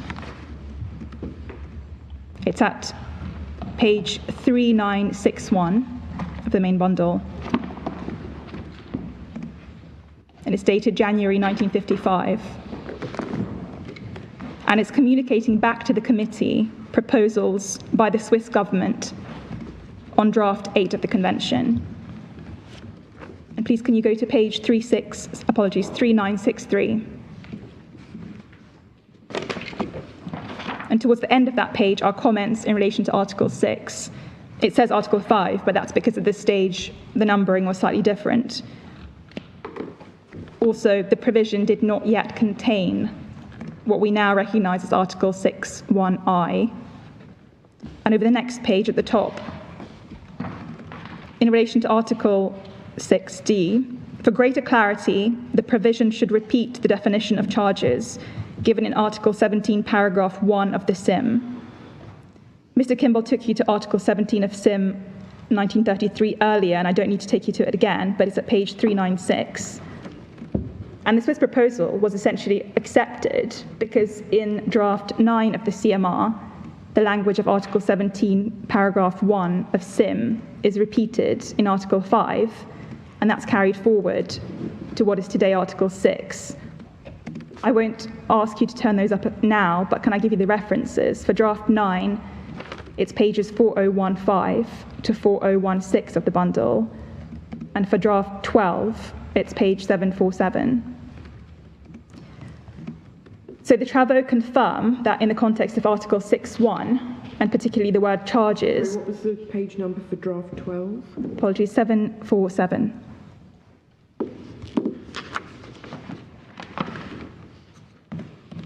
So we say the travaux confirm that in the context of Article 6.1, and in particular the word charges, the drafters of the CMR were deliberately importing definitions from SIM.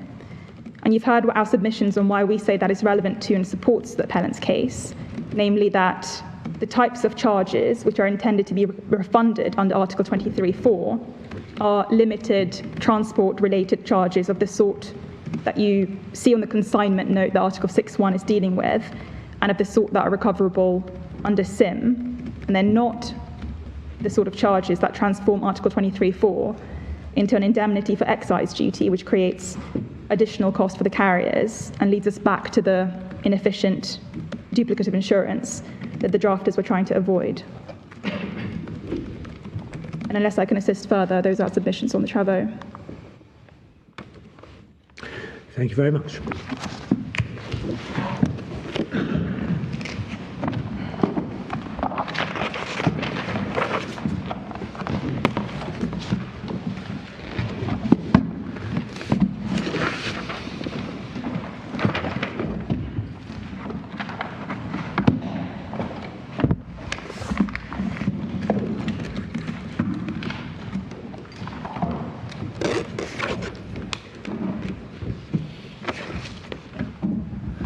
Yes, Mr. Buckingham. May it please the Court, I would like to begin by just setting out what the respondents contend to be the relevant context in which this appeal arises.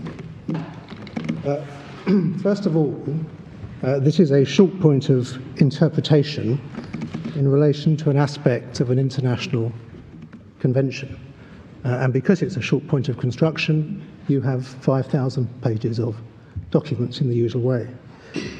There are two arguable interpretations of the provision in question, the broad and the narrow interpretation.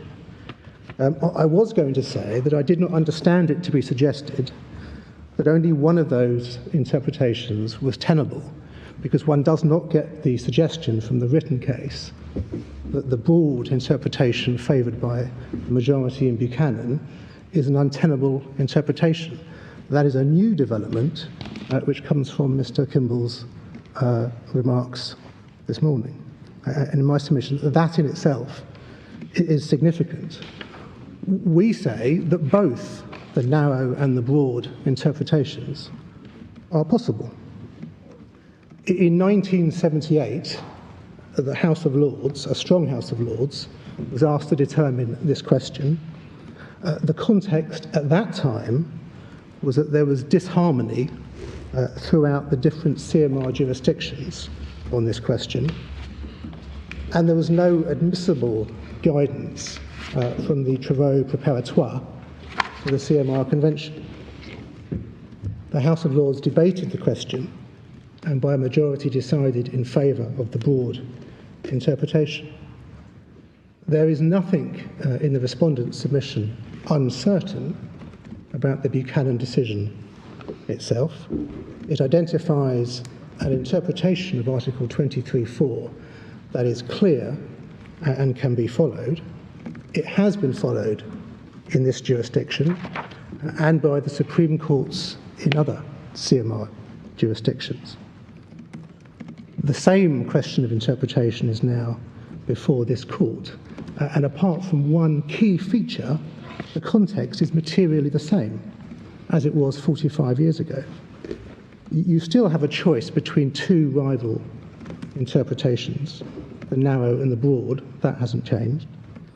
There remains a disharmony about the interpretation of Article 23(4) across the CMR world. If anything, that has become more pronounced in the last 45 years, and there is less of a consensus. At this time, the court has been shown considerable material which is said to constitute a travaux, but in our respectful submission, none of it is properly admissible, and it leads nowhere. The key difference in the respondent's submission is that the issue has already been decided. And in our respectful submission, in the mercantile sphere, there is rightly a very high threshold before that decision can be disturbed. And in the similar case of the Jordan 2, which I will come to in the House of Lords, it was held that the test in the mercantile sphere was that the prior decision has been demonstrated to work unsatisfactorily in the marketplace and to produce manifestly unjust results. Yet there is no evidence of such problems in this case. On the contrary, there is no clamour from either the road haulage industry or the insurance industry for change. There is no suggestion of practical problems of any kind, and the parties' joint statement, which reflects the parties' own knowledge and experience of road haulage and insurance, indicates that there are none. Against that background, and based upon the written case at least, the appeal seems to be based upon two principal contentions. First of all, that the policy objectives of the CMR in relation to insurance, which are taken from the Travaux, are undermined by Buchanan. And second, that the judgment of the Court of Appeal in Sandeman has created uncertainty in relation to the Buchanan decision. Now, I will develop our response in relation to those two contentions, but in broad summary, First of all, we do not accept the suggested policy aims which are made on the basis of the Travaux. None of those have been established, we submit. And further, to the extent that there might be perceived problems with the way in which Article 23(4) and its interrelationship with insurance arrangements works in practice, then they cannot be solved by this court, or indeed any national court, acting alone. The only way in which a solution could be attempted would be through international discussion and cooperation and a revision to the CMR Convention, focusing not just on Article 23(4), but other provisions as well, including in particular Article 29. And one can contrast the position in relation to the SIM Convention, where in the case of doubt, that is exactly what they did. What was the other article you mentioned? 29. 29. The willful misconduct provision. And second, we respectfully submit that the criticisms of Buchanan made by the Court of Appeal in Sandeman are not convincing, and nor is the basis upon which the Court of Appeal suggested that Buchanan could be distinguished. And hence we say that the appellants do not come close to establishing the grounds which would be necessary in order for this court to depart from Buchanan. So having said that by way of introduction, the topics I intend to deal with in detail are fivefold. To start with precedent and the 1966 practice statement. Secondly, to address the suggested legislative aims of the CMR and the Travaux. Thirdly, to deal with Buchanan and the criticisms made of Buchanan in Sandeman. Fourthly, to look at the approach in other jurisdictions. And fifthly, to address the question of double insurance and whether that is the menace it is suggested to be, and if so, what is the solution?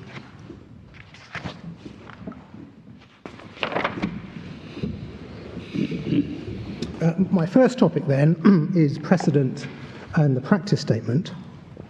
And in their written case, paragraphs 11 to 12, the appellants dealt with the practice statements in what we would respectfully describe as cursory fashion, although they acknowledged that there was a high bar to meet in order to overrule previous House of Lords authority, and they made reference to the judgment of Lord Hamblin in this court in Henderson and Dorset Healthcare.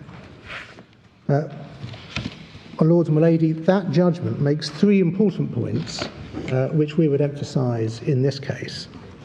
First of all, it cites the statement emphasised in Nower, a Ministry of Justice, 2016 appeal cases, that's at tab 23 of the bundle, that this court will be very circumspect. Page number. I apologise, my lord, I don't. I'm afraid I'm not, any of us are using pages with tabs. I'm sure I can see right. What was the name of the page? The page is 1552. I'm grateful. 1552. Thank you. So that's Neuer. Oh, sorry. So that's Henderson. My apologies. Neuer is at 1462. 1462. I'm grateful. Sorry, 1462? 1462. The second point made in Henderson, which we would emphasise, is that it identifies some of the circumstances in which it may be appropriate to depart from previous high authority. And it describes them as being decisions which were generally thought to be impeding the proper development of the law, or to have led to results which were unjust or contrary to public policy. And the references to Lord Reed in National Insurance Commissioners and Hudson, which I will come to in a moment. The third point emphasised in Henderson is that even in a case where the court is considering departing from previous high authority, the court needs to be satisfied that a departure from precedent is the safe and appropriate way of remedying the injustice and developing the law. And in my submission, all of those principles are of importance in this case, and we would respectfully adopt them. We have also, in our written case, set out a series of 9 propositions based upon the cases addressing the practice statement and how it should be applied. I propose to touch upon 6 of those propositions, starting with the first at paragraph 68 of our written case, which is at page 147.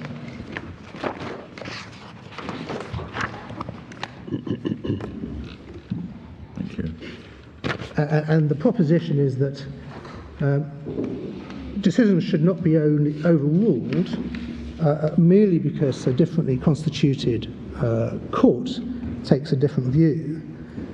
And the proposition is derived from the speech of Lord Bingham in Horton and Sadler, who said, "It has never been thought enough to justify departing, but a later generation of law lords would have resolved an issue or formulated a proposition differently from their predecessors." There is another relevant passage in the speech of Lord Wilberforce, with whom Lord Salmon and Lord Keith agreed, in Fislett, Estates and Cherry,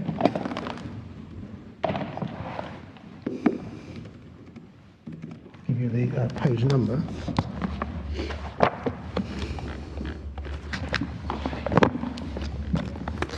which is 979.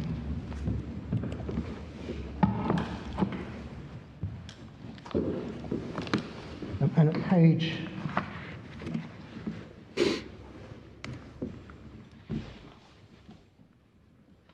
I beg your pardon? 983, yeah.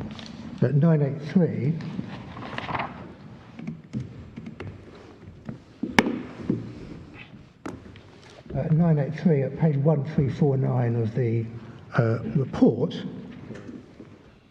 one picks it up at 2. There has been no change of circumstance, such as some of their lordships found to exist in the Millie Angles case, such as would call for or justify review of the 1965 decision. And then at 2, there is therefore nothing left to the appellant but to contend, as he frankly does, that the 1965 decision is wrong.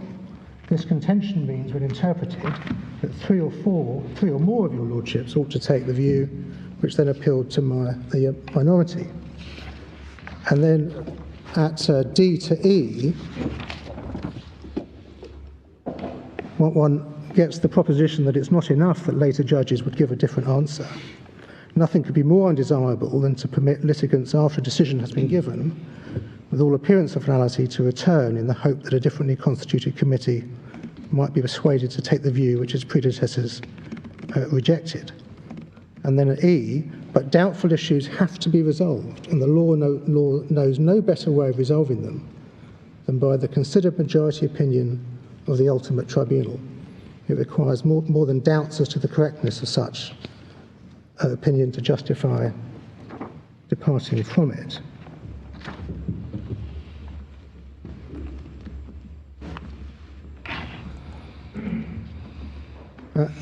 My Lord, going back to our written case,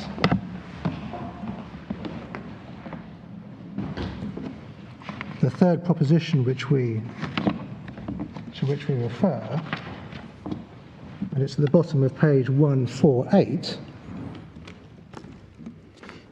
also gains support from the speech of Lord Wilberforce that I've just shown you, that a principal justification for departing from previous authority is that there has been a material change of circumstance. That proposition also derives support from a more recent case, the judgment of the Board of the Privy Council in Chandler in the state of Trinidad and Tobago. And the page reference for that, 1667.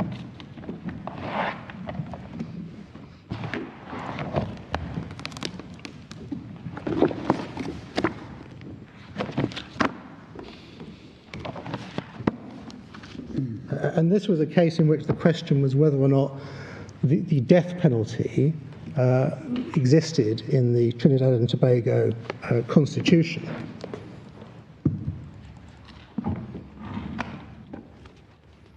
And at 1687,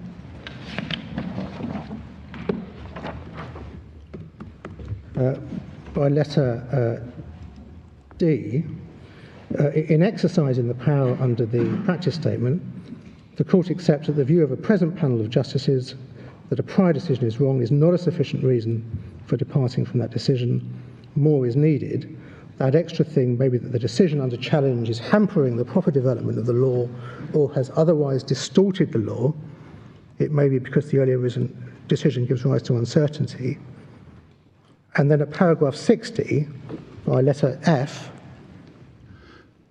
the Supreme Court will normally decline to overrule a decision if the contentions which are advanced in a later appeal are the same as those advanced in the earlier case, and there has been no material change of circumstances.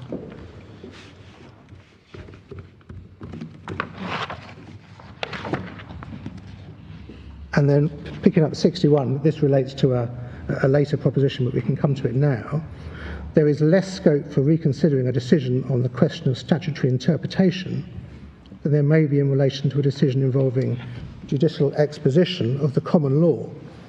Respect must be given to the words and purpose of the statutory provision, and where a court of final appeal has given an authoritative interpretation, it will normally be for Parliament to change the law if that interpretation is thought to be incorrect.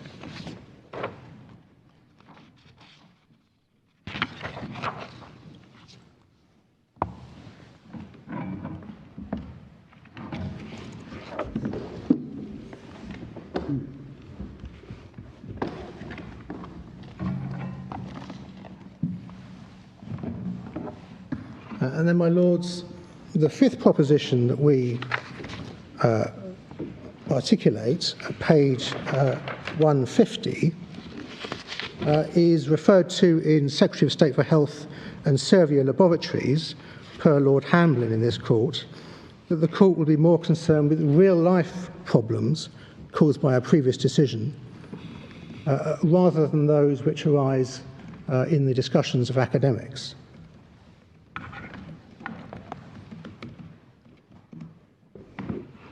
And then the seventh proposition, also page 150, and I just showed you what was said in Chandler by Lord Hodge in that regard, that there is less scope for reconsidering a decision on statutory interpretation as opposed to decisions relating to the exposition of the common law.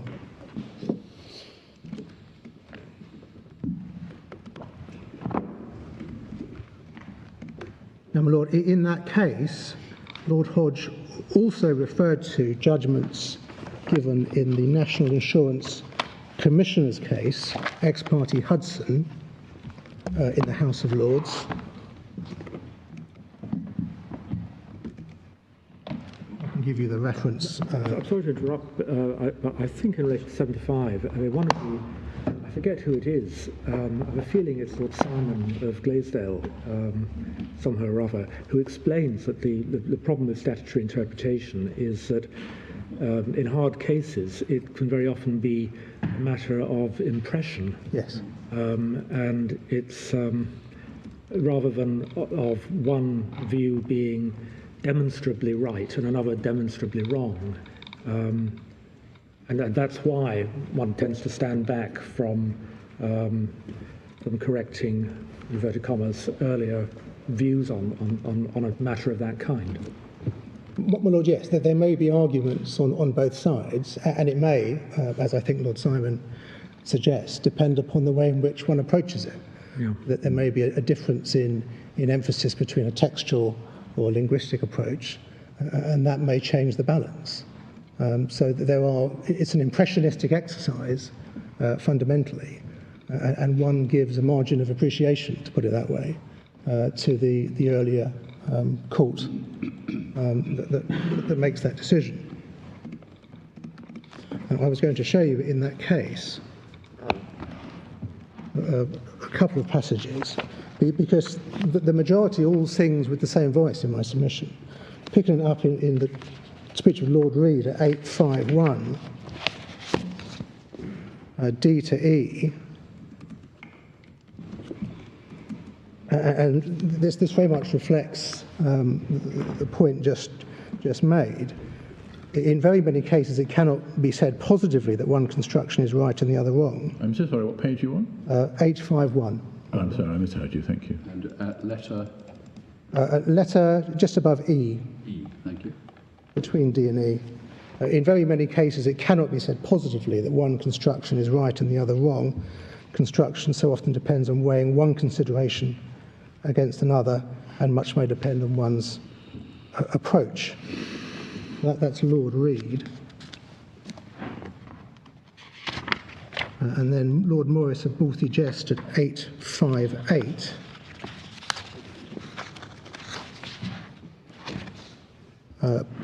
Letter C.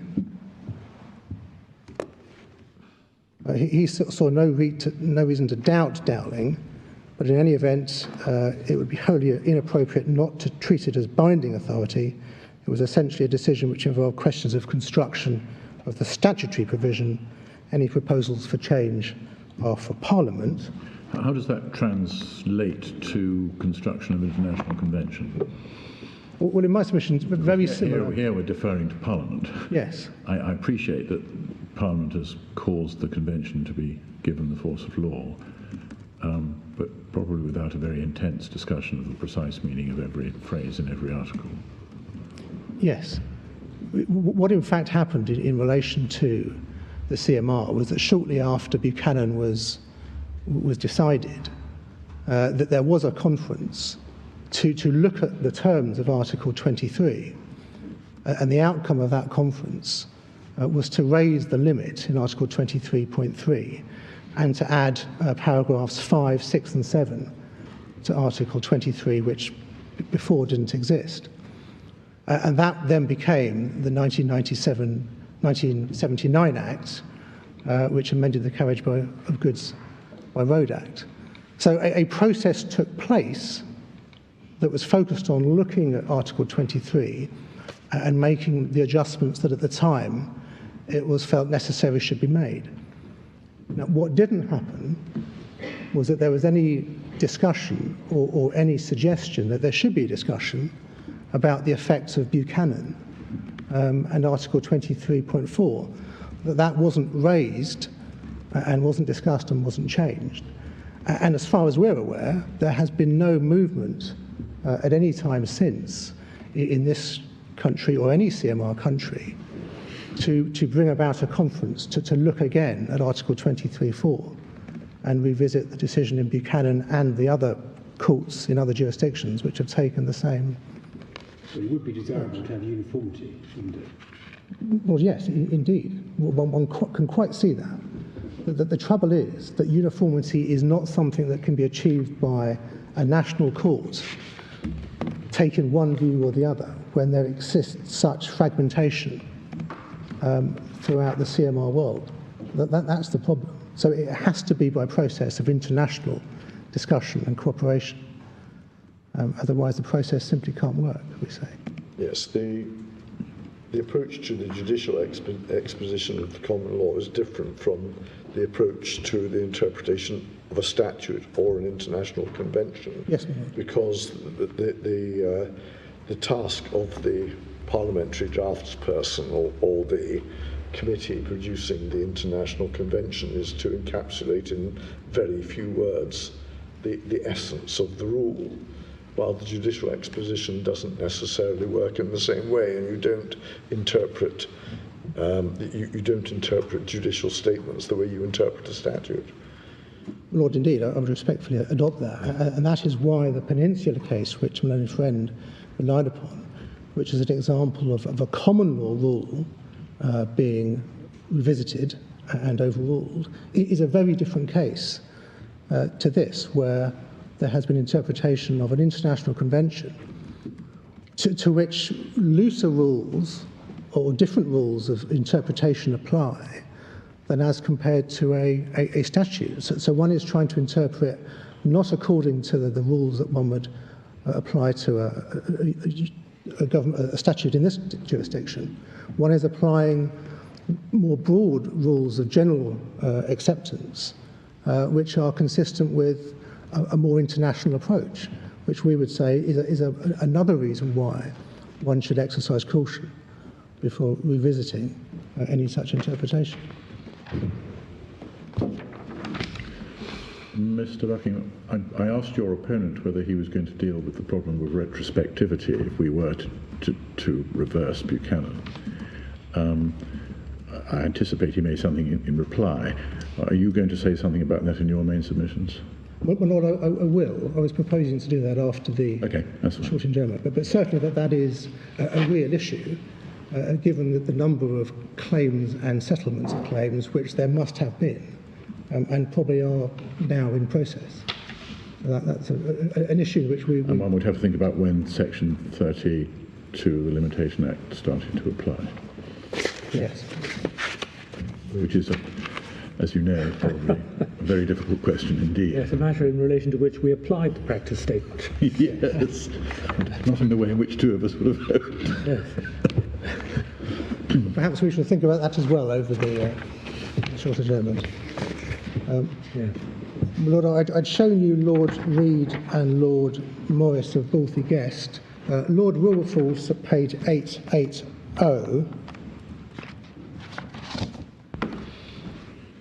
And it's between F and G. There are strong objections to a change of course unless the cases first and subsequent wholly coincide. There may be doubt which decision prevails. And significantly, in his lordship's view, even though he found the decision in Dowding unacceptable, he would be disposed to follow it. And then Lord Pearson, 881,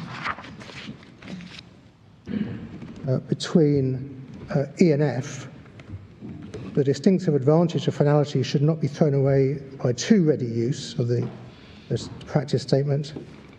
And then F, the decision of such questions depends largely on an impression as to the meaning of words in their context, and often different minds have different impressions, so a divergence of opinion results. This is what happened in Dowding's case. There were two conflicting views, and each of them was tenable. There's a telling sentence at the end of the page. My lord, I was about to come to that, but yes, if a tenable view taken by a majority in the first appeal could be overruled by a majority preferring another tenable view, then the original could be restored in a third appeal. And finally, Lord Simon at page 909.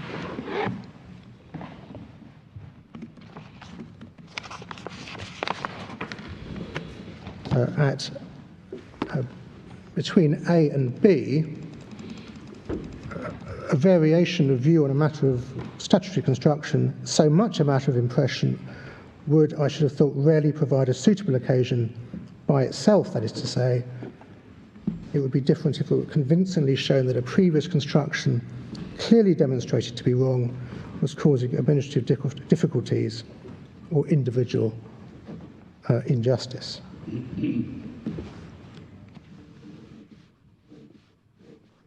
Well, that brings me to the Jordan 2 decision. Well, I wonder if we might turn to that at 2 o'clock. Well, indeed. Very well. The court will adjourn.